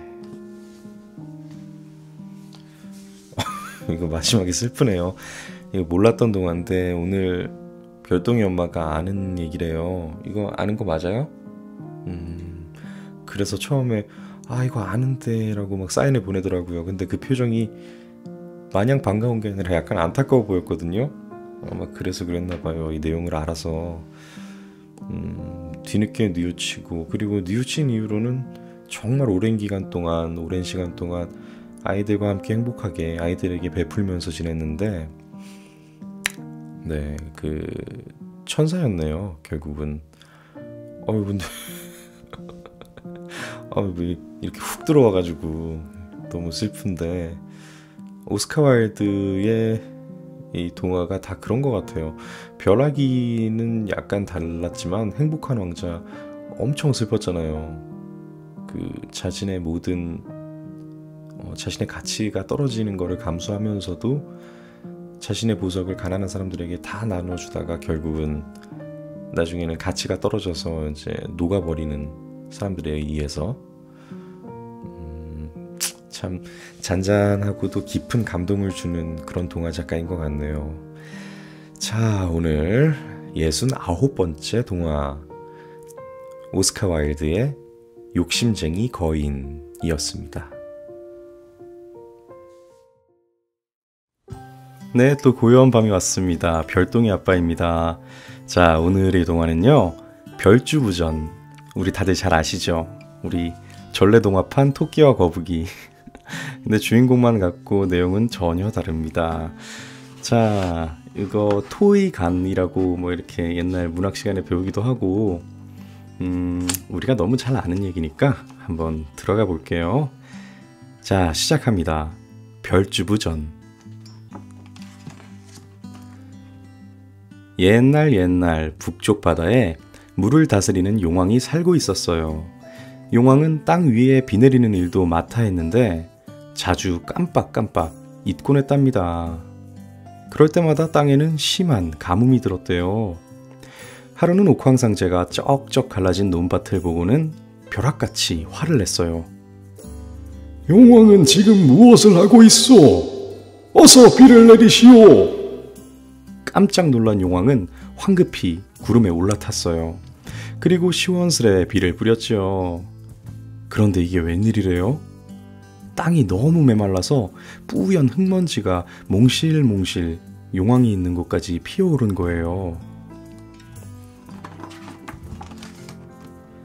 그날 이후 용왕은 병에 걸려 앓아눕고 말았어요. 용왕의 병은 아무리 좋은 약을 먹어도 도통 낫질 않는 거예요. 소문을 듣고 멀리서 산신령이 찾아왔어요. 용왕님의 병은 마른 땅의 흙먼지를 마셔서 걸린 것이니 아무래도 땅에 사는 토끼의 간을 먹어야 나으실 듯하옵니다. 산신령의 말에 용왕은 귀가 솔깃하여 당장 신하들을 불러 모았어요. 어서 땅 위로 가서 토끼를 잡아오너라. 용왕의 명령에 신하들은 슬금슬금 뒷걸음질을 쳤어요.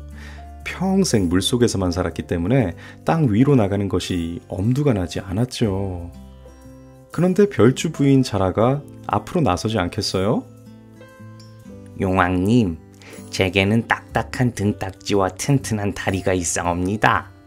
게다가 물속과 땅 위를 마음대로 돌아다닐 수 있으니 저를 보내주시면 반드시 토끼를 잡아오겠습니다. 용왕은 자라가 믿었지 않았지만 곧바로 길을 떠나게 했어요.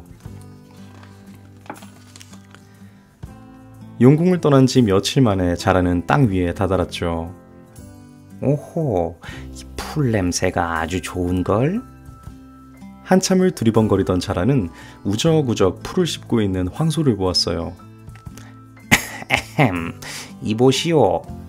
혹시 토 선생이 어디 있는지 아시오? 토 선생? 아, 토끼. 토끼를 찾으려면 저기 산으로 가야지. 자라는 넙죽 고맙다는 인사를 하고 산으로 향했어요. 스륵스륵 풀숲을 헤치며 산을 향해 가는데 바위 옆에서 자기를 쏙 빼닮은 남생이를 만났어요. 그런데 남생이가 기쁜 소식을 전해주었어요. 내일 산속에서 동물들이 잔치가 벌어진다는 소식이었죠. 자라는 일이 쉽게 풀리는 것 같아 절로 흥이 났어요. 산속 동물들의 잔치는 정말 대단했어요. 호랑이, 사슴, 여우 등 온갖 동물들이 다 모여 있는 거예요.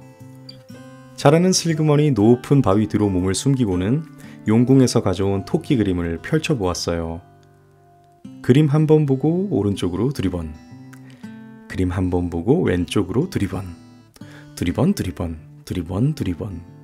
그러다가 딱 고개를 멈췄어요. 맞다, 맞아. 바로 저기 있네. 길쭉길쭉한 두 귀와 오물거리는 작은 입과 두루뭉술한 꼬리까지 영락없는 토끼였죠. 자라는 너무 기뻐 덩실덩실 어깨춤을 추려다 꾹 참았어요.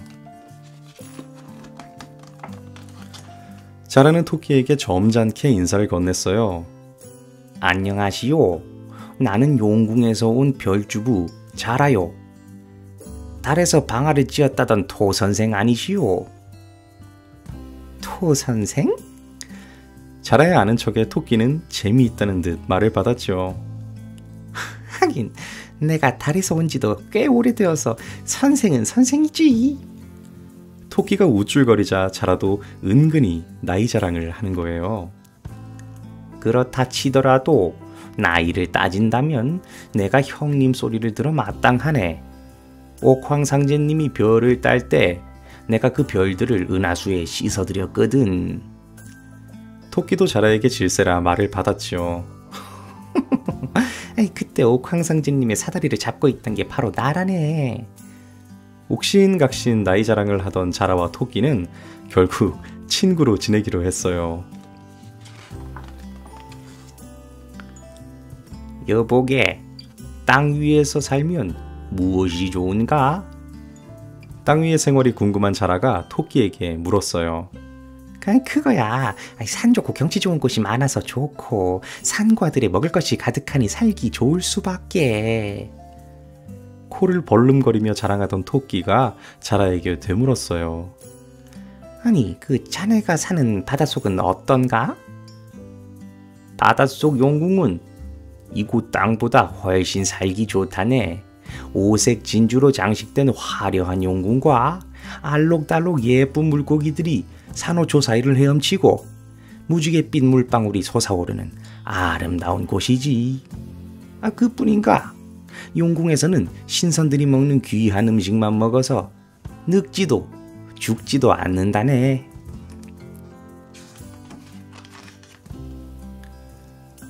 참, 이 산속에는 크고 사나운 동물들이 많더군. 자네 혹시 무서운 동물들에게 쫓기는 건 아닌가? 산속에 먹을 것이 많다고는 하나 이 추운 겨울에는 어찌 사는가? 토끼는 대답도 못하고 휴 한숨만 내쉬었어요. 우리 똑똑한 토 선생이 용궁에 가면 벼슬자리 얻어 배불리 먹고 편히 살 텐데 안타깝군. 이 용궁의 산의 진미는 산속의 음식과 비교도 안 된다네. 깜빡했네. 이 용궁에서는 땅 위의 동물도 편히 숨을 쉴 수가 있으니 사는 건 걱정하지 말게. 토 선생, 어떤가? 지금 나와 함께 용궁에 가면 으리으리한 집에서 부귀영화를 누리며 살 수 있다네. 토끼는 귀가 솔깃했어요. 자네 말이 정말이라면 이참에 용궁 구경이나 가볼까? 결국 토끼는 자라와 함께 용궁으로 향했어요. 꿈에 부푼 토끼는 엉덩이를 들썩이며 노래를 불렀죠. 무서운 맹수들아, 부디 잘들 있게나. 이 몸은 벼슬 하러 용궁으로 간다네. 을씨구 절씨구 지화자 좋다. 하지만 기쁜 것도 잠깐. 갑자기 소용돌이 물살이 밀려와서 토끼는 죽을 것만 같았어요. 꼬르르. 얼마나 지났을까요? 여보게, 토선생 정신 차리게. 용궁에 다 왔네. 잠시만 여기서 기다리게나. 용왕님께 이 귀한 손님이 오셨다고 알리고 오겠네. 토끼는 그제야 정신을 차렸어요. 토끼는 두리번 용궁 이곳저곳을 살피기 시작했어요. 이렇게 좋은 곳에서 벼슬도 하고 이 부귀영화를 누린다니 꿈만 같구나. 토끼는 콧구멍을 발랑발랑, 뭉툭한 꼬리를 달싹달싹, 두 귀를 쫑긋쫑긋, 엉덩이를 실룩실룩, 신이 나서 춤을 추었어요. 잠시 후 신하들이 우르르 몰려오자 토끼는 자기를 마중 나온 줄 알고 우쭐했지요. 토끼가 용궁 안으로 들어선 순간 자라가 자랑스럽게 외쳤어요. 용왕님, 토끼를 잡아왔나이다. 이 부디 토끼의 간을 드시고 병환을 이겨내소서. 뭐? 토끼의 간? 토끼는 눈앞이 뱅글뱅글, 다리가 후들후들, 심장이 벌렁벌렁거려서 털썩 주저앉고 말았어요. 자, 용왕이 용왕이 말 그대로 용이에요. 용인데 왕인 거죠. 용 모양을 하고 있는 용왕 앞에 토끼가 손을 결박을 당한 채로 꿇어앉아 있어요. 다른 이제 대신들인 어류들, 네, 어류들이 맞죠? 예, 어류들이 이렇게 창을 들고 위협을 하고 있고요. 자, 어떻게 될까요? 겨우 기운을 차린 토끼는 길게 한숨을 내쉬고는 침착하게 이야기를 시작했어요. 제가 죽어 용왕님의 병이 나으신다면 이 마땅히 그리해야겠지요. 허나 이 간을 탐내는 이가 하도 많아 이 빼놓고 온 게 기가 막힐 뿐입니다. 무엇이라, 네 놈이 목숨을 구하려고 감히 내게 거짓말을 해. 여봐라, 이 당장 저놈의 배를 갈라 간을 꺼내라. 용왕은 불같이 화를 내며 소리를 질렀지요. 그런데 웬일인지 토끼는 오히려 깔깔 웃는 거예요. 그리 생각하신다면 이 당장 제 배를 가르십시오. 하지만 제가 간을 시간과 장소를 잘 가려서 놓고 꺼내기 때문에 명약이 된 것은 알고 계시겠지요? 토끼의 말에 모두들 웅성거리기 시작했어요. 용왕도 긴 수염을 매만지며 허허 웃는 거예요. 아니, 내 원래 장난을 좋아하여 이 잠시 토 선생을 놀린 것이니 이 기분 나쁘게 생각하지 말라. 그러고는 토끼를 위해 큰 잔치를 열라고 명령했죠. 모두들 토끼의 능청에 깜빡 속고만 거예요. 아휴, 살았다. 전혀 눈치 못 챘겠지? 어서 빨리 용궁을 빠져나가야 할 텐데. 토끼는 당장이라도 살던 곳으로 돌아가고 싶었어요. 잔치를 즐기는 체하며 곰곰이 생각하던 토끼가 말했어요. 아차! 내일이 보름달이 뜨는 날이구나. 보름달이 뜨는 날은 간을 거둬야 명약이 될 텐데. 그러자 모두들 어서 갔다 오라고 야단이었죠. 토끼는 용왕과 신하들의 배웅을 받으며 자라와 함께 드디어 용궁을 떠났어요. 땅 위에 도착하자마자 토끼는 기다렸다는 듯이 숲을 향해 깡충깡충 뛰어갔어요. 흥얼흥얼 콧노래까지 부르면서 말이에요. 그도 그럴 것이 죽었다 다시 살아났으니 얼마나 기쁘겠어요. 자라는 토끼를 쫓아가느라 숨이 턱에 닿았죠. 여보게 친구, 나는 걸음이 느려서 도저히 못 쫓아가겠네. 내 여기서 기다릴 테니 얼른 가서 간을 가져오게. 아이, 어리석은 자라야. 이 세상 천지에 간을 꺼냈다 넣었다 하는 동물이 어디 있겠냐? 내 목숨을 지키기 위해 꾸며낸 말이라는 것을 아직도 모르겠니? 이렇게 말한 토끼는 숲속으로 뛰어가 버렸어요. 토끼를 놓친 자라는 발만 동동 구르고 한숨만 푹푹 쉬었다죠, 아마. 자, 이야기가 이렇게 끝이 났습니다. 자, 우리가 다 아는 얘기죠? 근데 뭐 산에 나와서 남생이를 만났다는 얘기나 아니면은 그 동물들이 잔치를 벌이고 있는, 그게 원래 제가 읽었던 동화에는 없었던 것 같거든요. 저는 이게 처음 듣는 내용이라 가지고 근데 앞에 이렇게 또 하나 더 있어요. 용왕이 병에 걸려서라고 시작을 했는데 아까 동물들의 잔치는 뭐 있을 수도 있겠다는 뭐 약간 긴가민가 하는 정도지만 확실하게 이건 없었다고 생각이 드는 건 뭐냐면 용왕이 병에 걸리게 된 계기예요. 옥황상제의 진노를 사서 네, 그 게으름 때문에. 그래서 벌로서 네, 이 병에 걸리게 된 거는 처음 듣는 얘기예요. 근데 확실히 이렇게 개연성을 두고 하니까 더 재밌는 것 같아요. 네, 이 동화 참 재밌게 잘 만들었네요. 자, 오늘 드디어 70번째입니다. 이제 7자리가 붙었고 곧 있으면 100자리도 머지 않을 것 같아요. 뭐 부득이하게 우리 별똥이가 태어나는 날까지 100화를 못 채우게 됐지만 뭐 그래도 계속 꾸준히 이어나가야죠. 별똥이 엄마가 이걸 들으면서 자는 게 어느 정도 습관화가 되어가지고 계속 할 것 같습니다. 그러니까 다른 분들은 저희 집에 동화책이 떨어지기 전까지는 걱정하지 않으셔도 될 것 같아요. 자, 오늘 70번째 동화 전래동화 별주부전이었습니다. 네, 드디어 보름 정도면 진짜로 아빠가 되는 별똥이 아빠입니다. 지금 우리 별똥이는 옆에서 딸꾹질을 하고 있대요. 오늘 병원에 다녀왔는데 별똥이가 드디어 3kg가 됐다고 합니다. 뭐 2.95나 3kg 정도 된다고 하는데 이제부터는 언제 태어나도 이상할 게 없다고 하네요. 네, 너무 지금까지 잘 커줘서 고맙고 그 무거운 몸으로 힘들게 잘 버텨준 별똥이 엄마한테도 너무나 고맙습니다.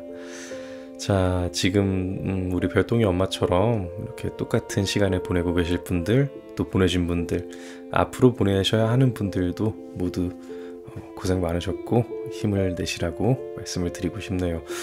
자, 오늘의 동화는요, 우리가 너무나 잘 아는 거예요. 파트라슈 하면은 생각나는 뭐 네로, 아로아 뭐 이렇게 많이 생각이 나실 텐데, 플랜더스의 개입니다. 이거 애니메이션으로 보신 분들도 있으실 테고 저도 그랬어요.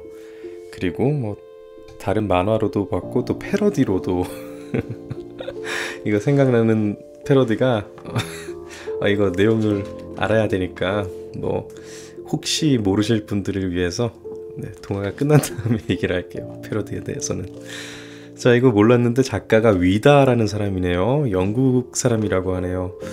네, 플랜더스의 개가 가장 대표 작품입니다. 시작해 보겠습니다. 플랜더스의 개.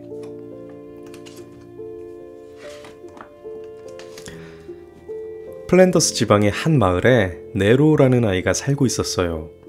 네로는 할아버지와 단 둘이 살았지만 행복했어요. 할아버지는 마을 사람들이 짠 우유를 도시로 배달하는 일을 했어요. 햇볕이 뜨거운 어느 여름날이었어요.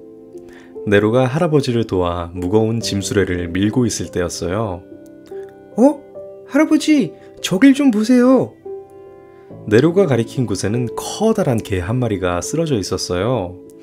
네로와 할아버지는 불쌍하게 버려진 개를 모른 척할 수가 없어 집으로 데려와 정성껏 간호를 해주었죠. 네로와 할아버지의 간호로 개는 차츰 기운을 차렸어요. 네로는 그 사이에 정이 든 개와 헤어지고 싶지 않았어요. 할아버지, 이게 우리와 함께 살면 안 되나요? 글쎄다. 주인이 없는 것 같긴 한데. 이 주인이 나타날 때까지만이다, 네로. 야호!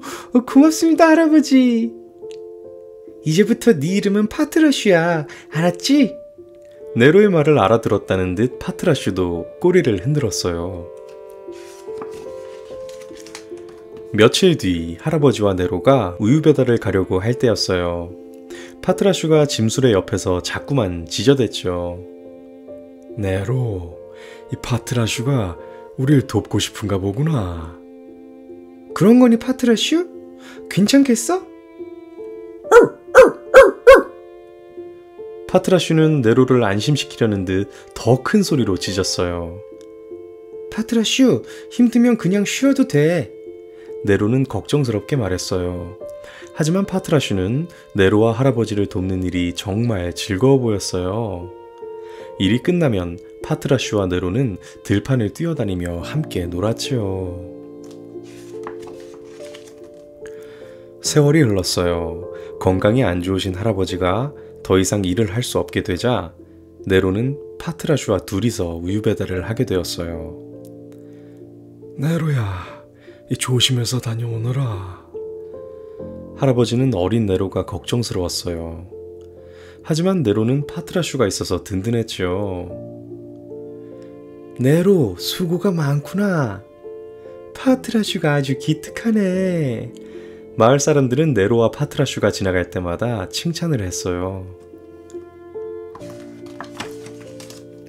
우유 배달을 하고 돌아오는 길이면 네로는 꼭 성당에 들르곤 했어요. 그날도 대성당 앞에 이르자 네로가 파트라슈에게 말했어요. 파트라슈, 여기서 얌전히 기다리고 있어. 알았지? 한참이 지난 뒤에 네로는 시무룩해진 얼굴로 나왔어요. 어떤 그림일까?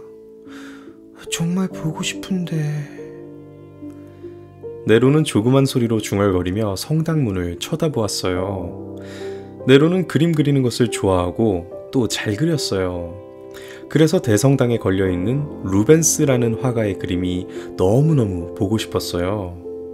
하지만 유명한 그림이라 돈을 내지 않으면 볼 수가 없었던 거예요.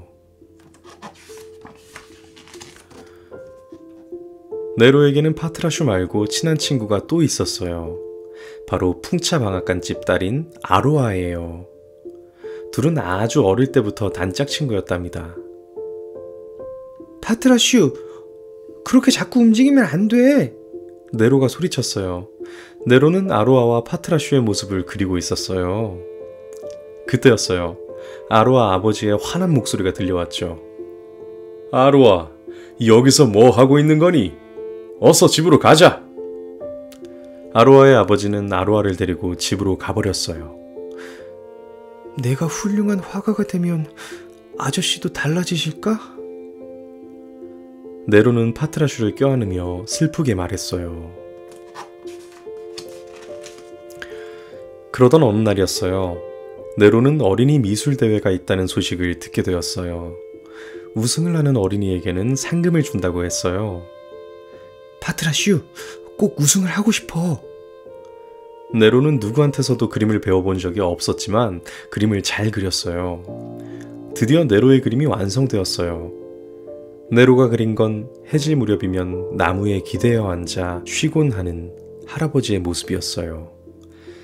네로는 파트라슈와 함께 대회장에 그림을 갖다 냈죠. 파트라슈, 발표는 크리스마스 전날에 한대. 크리스마스까지는 아직도 한참을 기다려야 했답니다. 눈이 소복히 내린 어느 날이었어요. 우유 배달을 갔다 오던 네로는 길에서 인형 하나를 주었어요. 인형은 작고 귀여워서 버리기에는 아까운 것이었죠. 네로는 아로아의 집으로 달려가 아로아의 방에 창문을 두드렸어요. 아로아, 아로아! 네로, 웬일이야? 파트라슈도 왔네? 이 인형을 너한테 주고 싶어서. 그럼 나 갈게. 네로는 인형을 아로아에게 주고는 서둘러 집으로 돌아왔어요. 아로아의 아버지가 아시면 또 야단을 맞을 게 분명했으니까요. 그날 밤 아로아의 집 헛간에 불이 났어요. 마을 사람들이 모두 달려와 물을 뿌려 불은 곧 꺼졌어요. 아로아의 아버지는 화가 나서 소리쳤어요. 누군가 일부러 불을 지른 게 분명해. 네로, 네가 불을 질렀지? 네로가 아로아에게 인형을 주러 간 것을 본 아로아의 아버지가 네로를 의심했어요. 아니에요, 아저씨. 제가 불을 낸 게 아니에요. 네로는 몇 번이나 말했지만 소용이 없었어요. 마을 사람들도 부자인 아로아 아버지의 눈치를 보았어요. 아로아 아버지의 눈밖에 났다가는 무슨 일을 당할지 몰랐으니까요. 그날 이후 네로의 우유 배달 일도 점점 줄었어요.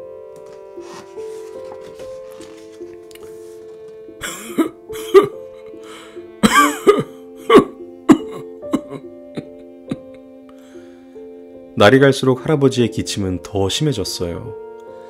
일거리가 없어지고 먹을 것도 돈도 다 떨어졌는데 할아버지마저 돌아가시게 될까 네로는 너무 무서웠어요. 파트라슈, 네로를 부탁한다. 네로, 너에게는 정말 미안하구나. 할아버지는 네로와 파트라슈만 남겨둔 채 하늘나라로 가셨어요. 할아버지! 할아버지! 네로는 대답할 수 없는 할아버지를 부르면서 한없이 울었어요.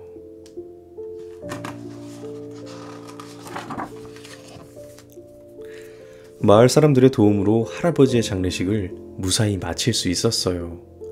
혼자 남겨진 네로는 어두컴컴한 집안에 멍하니 앉아 있었죠.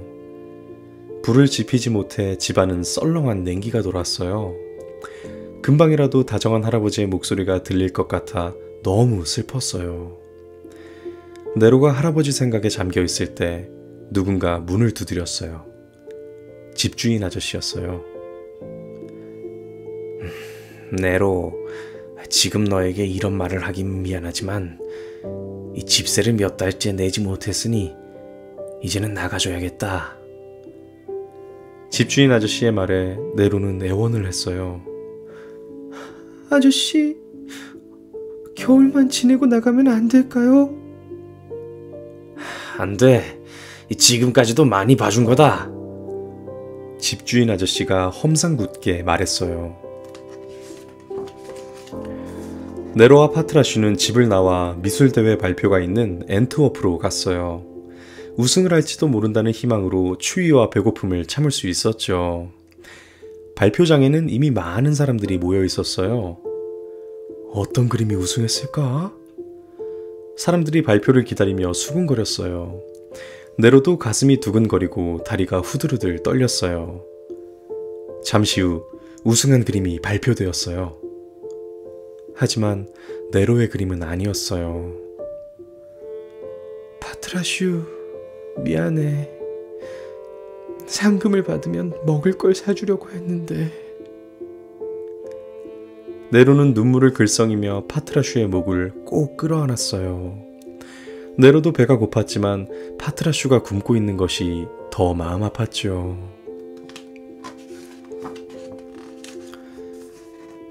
추위와 배고픔으로 네로와 파트라슈는 제대로 걸을 수가 없었어요. 그런데 네로의 뒤를 따르던 파트라슈가 갑자기 눈 쌓인 땅을 보고 지저대기 시작했죠. 네로가 눈을 파헤치자 두둑한 지갑이 나왔어요. 아로아 아버지의 지갑이다! 네로는 아로아의 집으로 달려갔어요. 지갑을 잃어버린 아로아의 가족들은 모두 시름에 잠겨 있었죠. 저 아저씨! 파트라슈가 이 지갑을 발견했어요! 그래! 정말 고맙구나. 네로, 우리와 함께 저녁을 먹자. 아니에요, 전 괜찮아요. 잠깐만 파트라슈 좀 돌봐주세요. 네로는 파트라슈를 아로아 집에 맡겨두고 나왔어요. 하지만 파트라슈도 아로아의 집을 몰래 빠져나왔어요. 파트라슈는 네로를 찾아 성당으로 달려갔어요. 파트라슈, 네가 여긴 어떻게 왔니? 그때였어요. 달빛이 성당 안을 환하게 비추었죠. 파트라슈, 저 그림을 봐. 루벤스의 그림이야. 달빛에 루벤스의 그림이 선명하게 드러났어요. 네로는 루벤스의 그림을 볼 수 있어서 너무너무 행복했어요. 크리스마스 날 아침, 미사를 드리기 위해 성당에 온 사람들은 깜짝 놀랐어요. 루벤스의 그림 아래에서 네로와 파트라슈가 서로 부둥켜 안고 숨져 있었거든요. 네로, 내가 잘못했다. 너에게 미안하다는 말도 못했는데. 소식을 듣고 달려온 아로아의 아버지는 눈물을 흘리며 슬퍼했어요.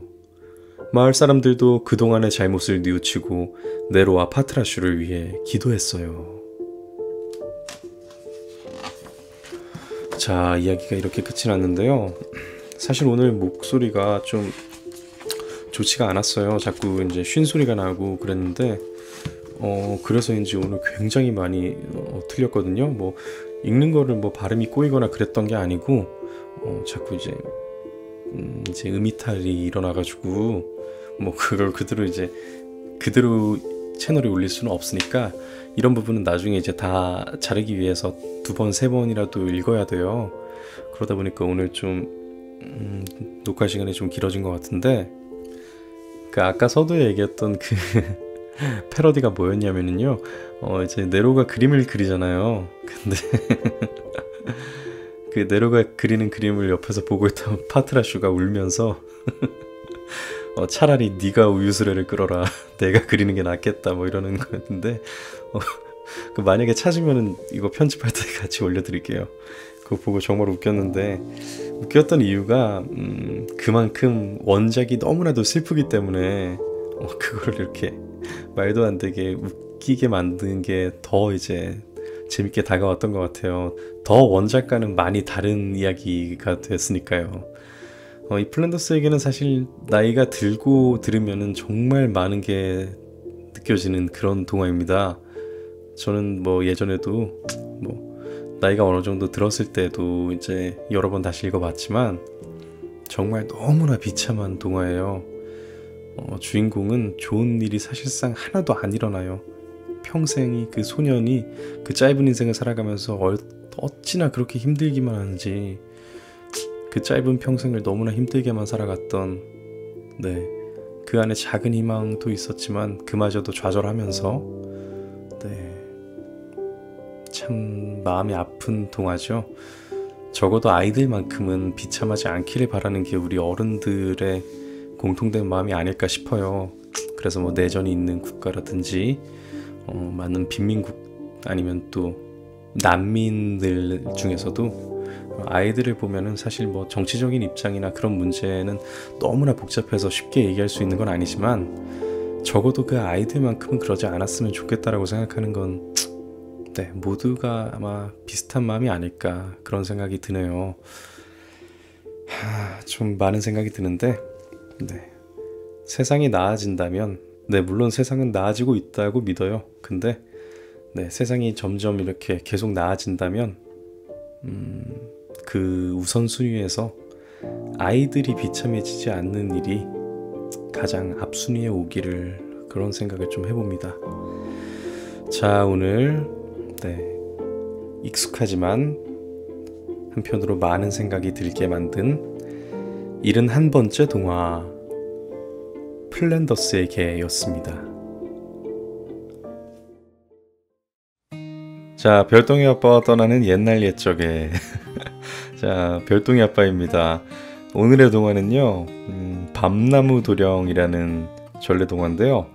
이거 표지에 밤송이 머리를 하고 있는 밤나무 도령인데 이거 되게 녹색으로 염색을 잘한 스포츠 머리 같아요.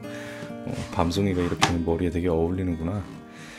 자, 각골난망이라는 절대로 은혜를 잊지 않는다는 그런 내용의 사자성어가 있는데 우리 전래동화에 많이 나오는 교훈이죠. 은혜에 대한. 자, 한번 들어가 보겠습니다. 밤나무 도령. 옛날에 밤나무 도령이 살았어요. 왜 하필 이름이 밤나무 도령이냐 하면 하늘에 사는 선녀가 밤나무와 결혼하여 낳았다고도 하고 밤송이가 떡 벌어지면서 그 안에서 나왔다고도 하기 때문이지요. 어쨌든 밤나무 도령은 높다란 밤나무에 집을 짓고 듬직한 밤나무와 함께 살고 있었어요. 밤나무 도령이 밤나무에게 아버지 하고 부르면 밤나무는 오냐 내 아들 하고 다정하게 대답했어요. 밤나무 도령이 엉금엉금 가지를 타고 나무에 오르면 밤나무는 잎을 살랑거리며 땀을 식혀주었죠. 밤나무 도령이 배가 고파 꼬르륵거리면 밤나무는 고소한 알밤을 톡톡 떨어뜨렸어요. 그러던 어느 날 시커먼 먹구름이 온 하늘을 까맣게 덮더니 우르르 쾅 천둥이 울리고 찌르르 번쩍 번개가 치고 후드득 쏴 비가 쏟아지기 시작했어요. 쉬지 않고 내리는 비는 강을 덮치고 들을 덮쳐서 밤나무 도령이 사는 산까지 덮치려고 했어요. 아버지, 무서워요. 밤나무 도령은 밤나무를 꼭 끌어안고 와들와들 떨었어요. 그러자 밤나무가 풀썩 뿌리가 뽑히도록 몸을 눕혔어요. 아들아, 꽉 잡거라. 비는 3일, 석 달, 3년을 쉬지 않고 계속 내렸어요. 세상은 온통 질퍽질퍽한 물바다가 되고 살아남은 것이라고는 오직 밤나무 도령과 밤나무밖에 없는 듯 했죠. 그때 표주박을 타고 앵앵앵 모기들이 떠내려왔어요. 아버지, 모기들을 살려줄까요? 그럼 살려줘야지. 밤나무 도령은 모기들을 건져 올렸어요. 이번에는 멧돼지가 둥둥둥 떠내려왔어요. 아버지, 멧돼지를 살려줄까요? 그럼 살려줘야지. 밤나무 도령은 멧돼지를 끌어올렸어요. 그 다음날 가랑잎을 타고 개미들이 줄줄줄 떠내려왔어요. 밤나무 도령은 개미들도 건져 올렸어요. 그렇게 또 며칠이 지난 어느 날 저 멀리 사람이 어푸어푸 떠내려왔어요. 아버지, 사람을 살려줄까요? 안 된다, 아들아. 밤나무 도령은 고개를 갸우뚱했어요. 물에 빠진 불쌍한 사람인데요? 안 된다, 아들아. 저 사람은 널 힘들게 할 거다. 아버지, 그래도 살려줘야겠어요. 밤나무 도령은 물에 떠내려온 사람을 낑낑거리며 끌어올렸어요.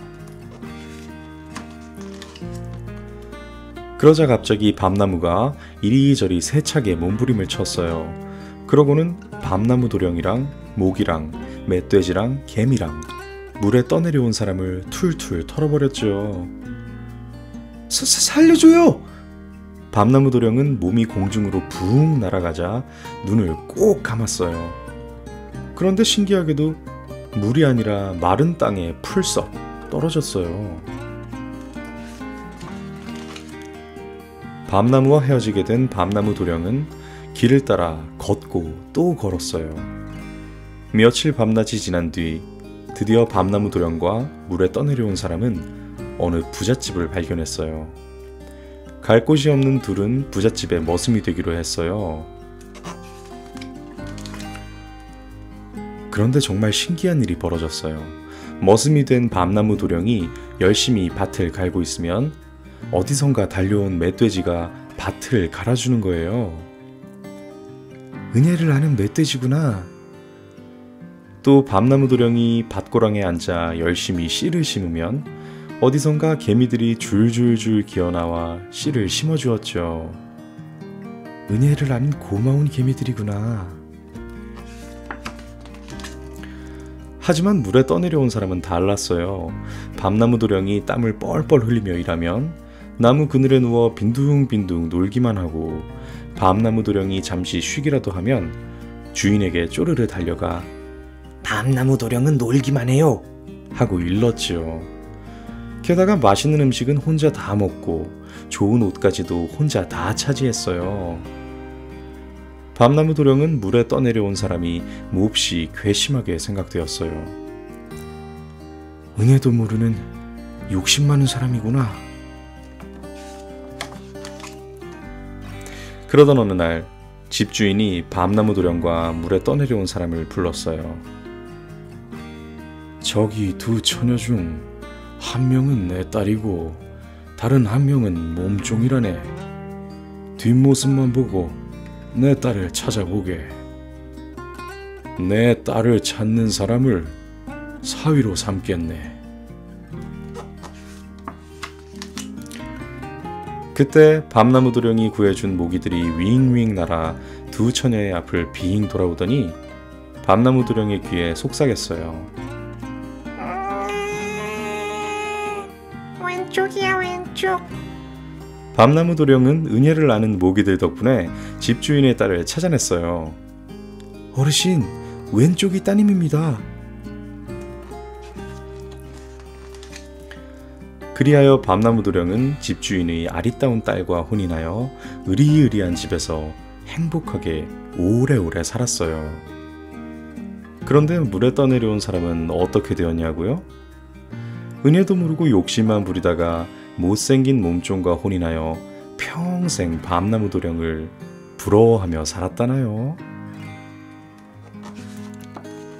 자, 이야기가 이렇게 끝이 났습니다. 우리 자주 들었던 말 있죠? 이래서 머리 검은 짐승은 거두는 게 아니다. 예, 뒤통수를 제대로 때리려다가 오히려 헛스윙만 하고 벌을 받은 아주 나쁜 사람이네요. 어떻게 그 물에서 떠내려온 사람을 구해줬는데, 근데 한편으로는 이 녀석도 참 웃기네요. 이 밤나무 도령 이 녀석.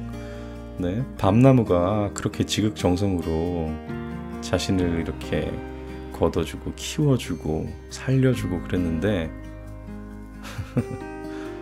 뭐 여기에 대해서 밤나무를 어떻게 했다는 얘기는 하나도 안 나와요. 그대로 그냥 내쳐서 하기자 아까 내쳤을 때 풍덩 빠졌고 이제 무태 다다랐다는 얘기를 들어보면 어쩌면은 되찾지 못했을 수도 있죠. 어디에 있는지도. 네, 그래서 아마 그냥 잊고 자기 삶을 열심히 살았을 수도 있으니까 네, 그 부분이 입장을 좀 아껴야겠네요. 네, 그래도 참 영특하고 기특하죠. 이 미물들이 참 멧돼지가 밭을 갈았다는 얘기는 처음 듣는데 오늘 이 밤나무 도령은 저도 모르는 동화입니다. 처음 보는 전래동화인데 네, 사실 딱히 이 밤나무 자체와는 연관성이 별로 없어요. 그쵸? 뭐 열매를 맺는 나무면 어떤 나무든 상관이 없을 것 같고 심지어 열매를 맺지 않는 나무였어도 상관은 없었을 것 같고 네, 굳이 그렇게 개연성은 없어 보이는데 뭐 전래동화가 뭐 대부분 그렇죠 뭐. 아 참고로 밤은 딸을 좀 상징하죠. 이제 패백 때 대추는 아들을 상징하고 그래서 이제 저희 부부 패백할 때 부모님께서 이제 던져주시잖아요. 저희 부부는 저희 부모님과 저희 장인어른 장모님께 2번 이렇게 밤 대추 던져주시는 거를 받았는데 저희는 처음부터 딸을 갖고 싶어 했어요. 그래서 밤을 많이 던져주세요 라고 부탁을 했거든요. 그래서 받았을 때 제가 기억하기로는 거의 한 뭐 7대3 비율 정도로 밤을 압도적으로 많이 받고 그랬는데 그 덕분인지 몰라도 우리 별똥이는 딸입니다. 이제 14일 후면은 볼 수 있는데 그보다 빨리 한 열흘 정도 후면 볼 수 있을 것 같다고 해요. 참 기대가 많이 되고 걱정도 한편으로 앞서는데 자 오늘 72번째 동화 전래동화 밤나무 도령이었습니다.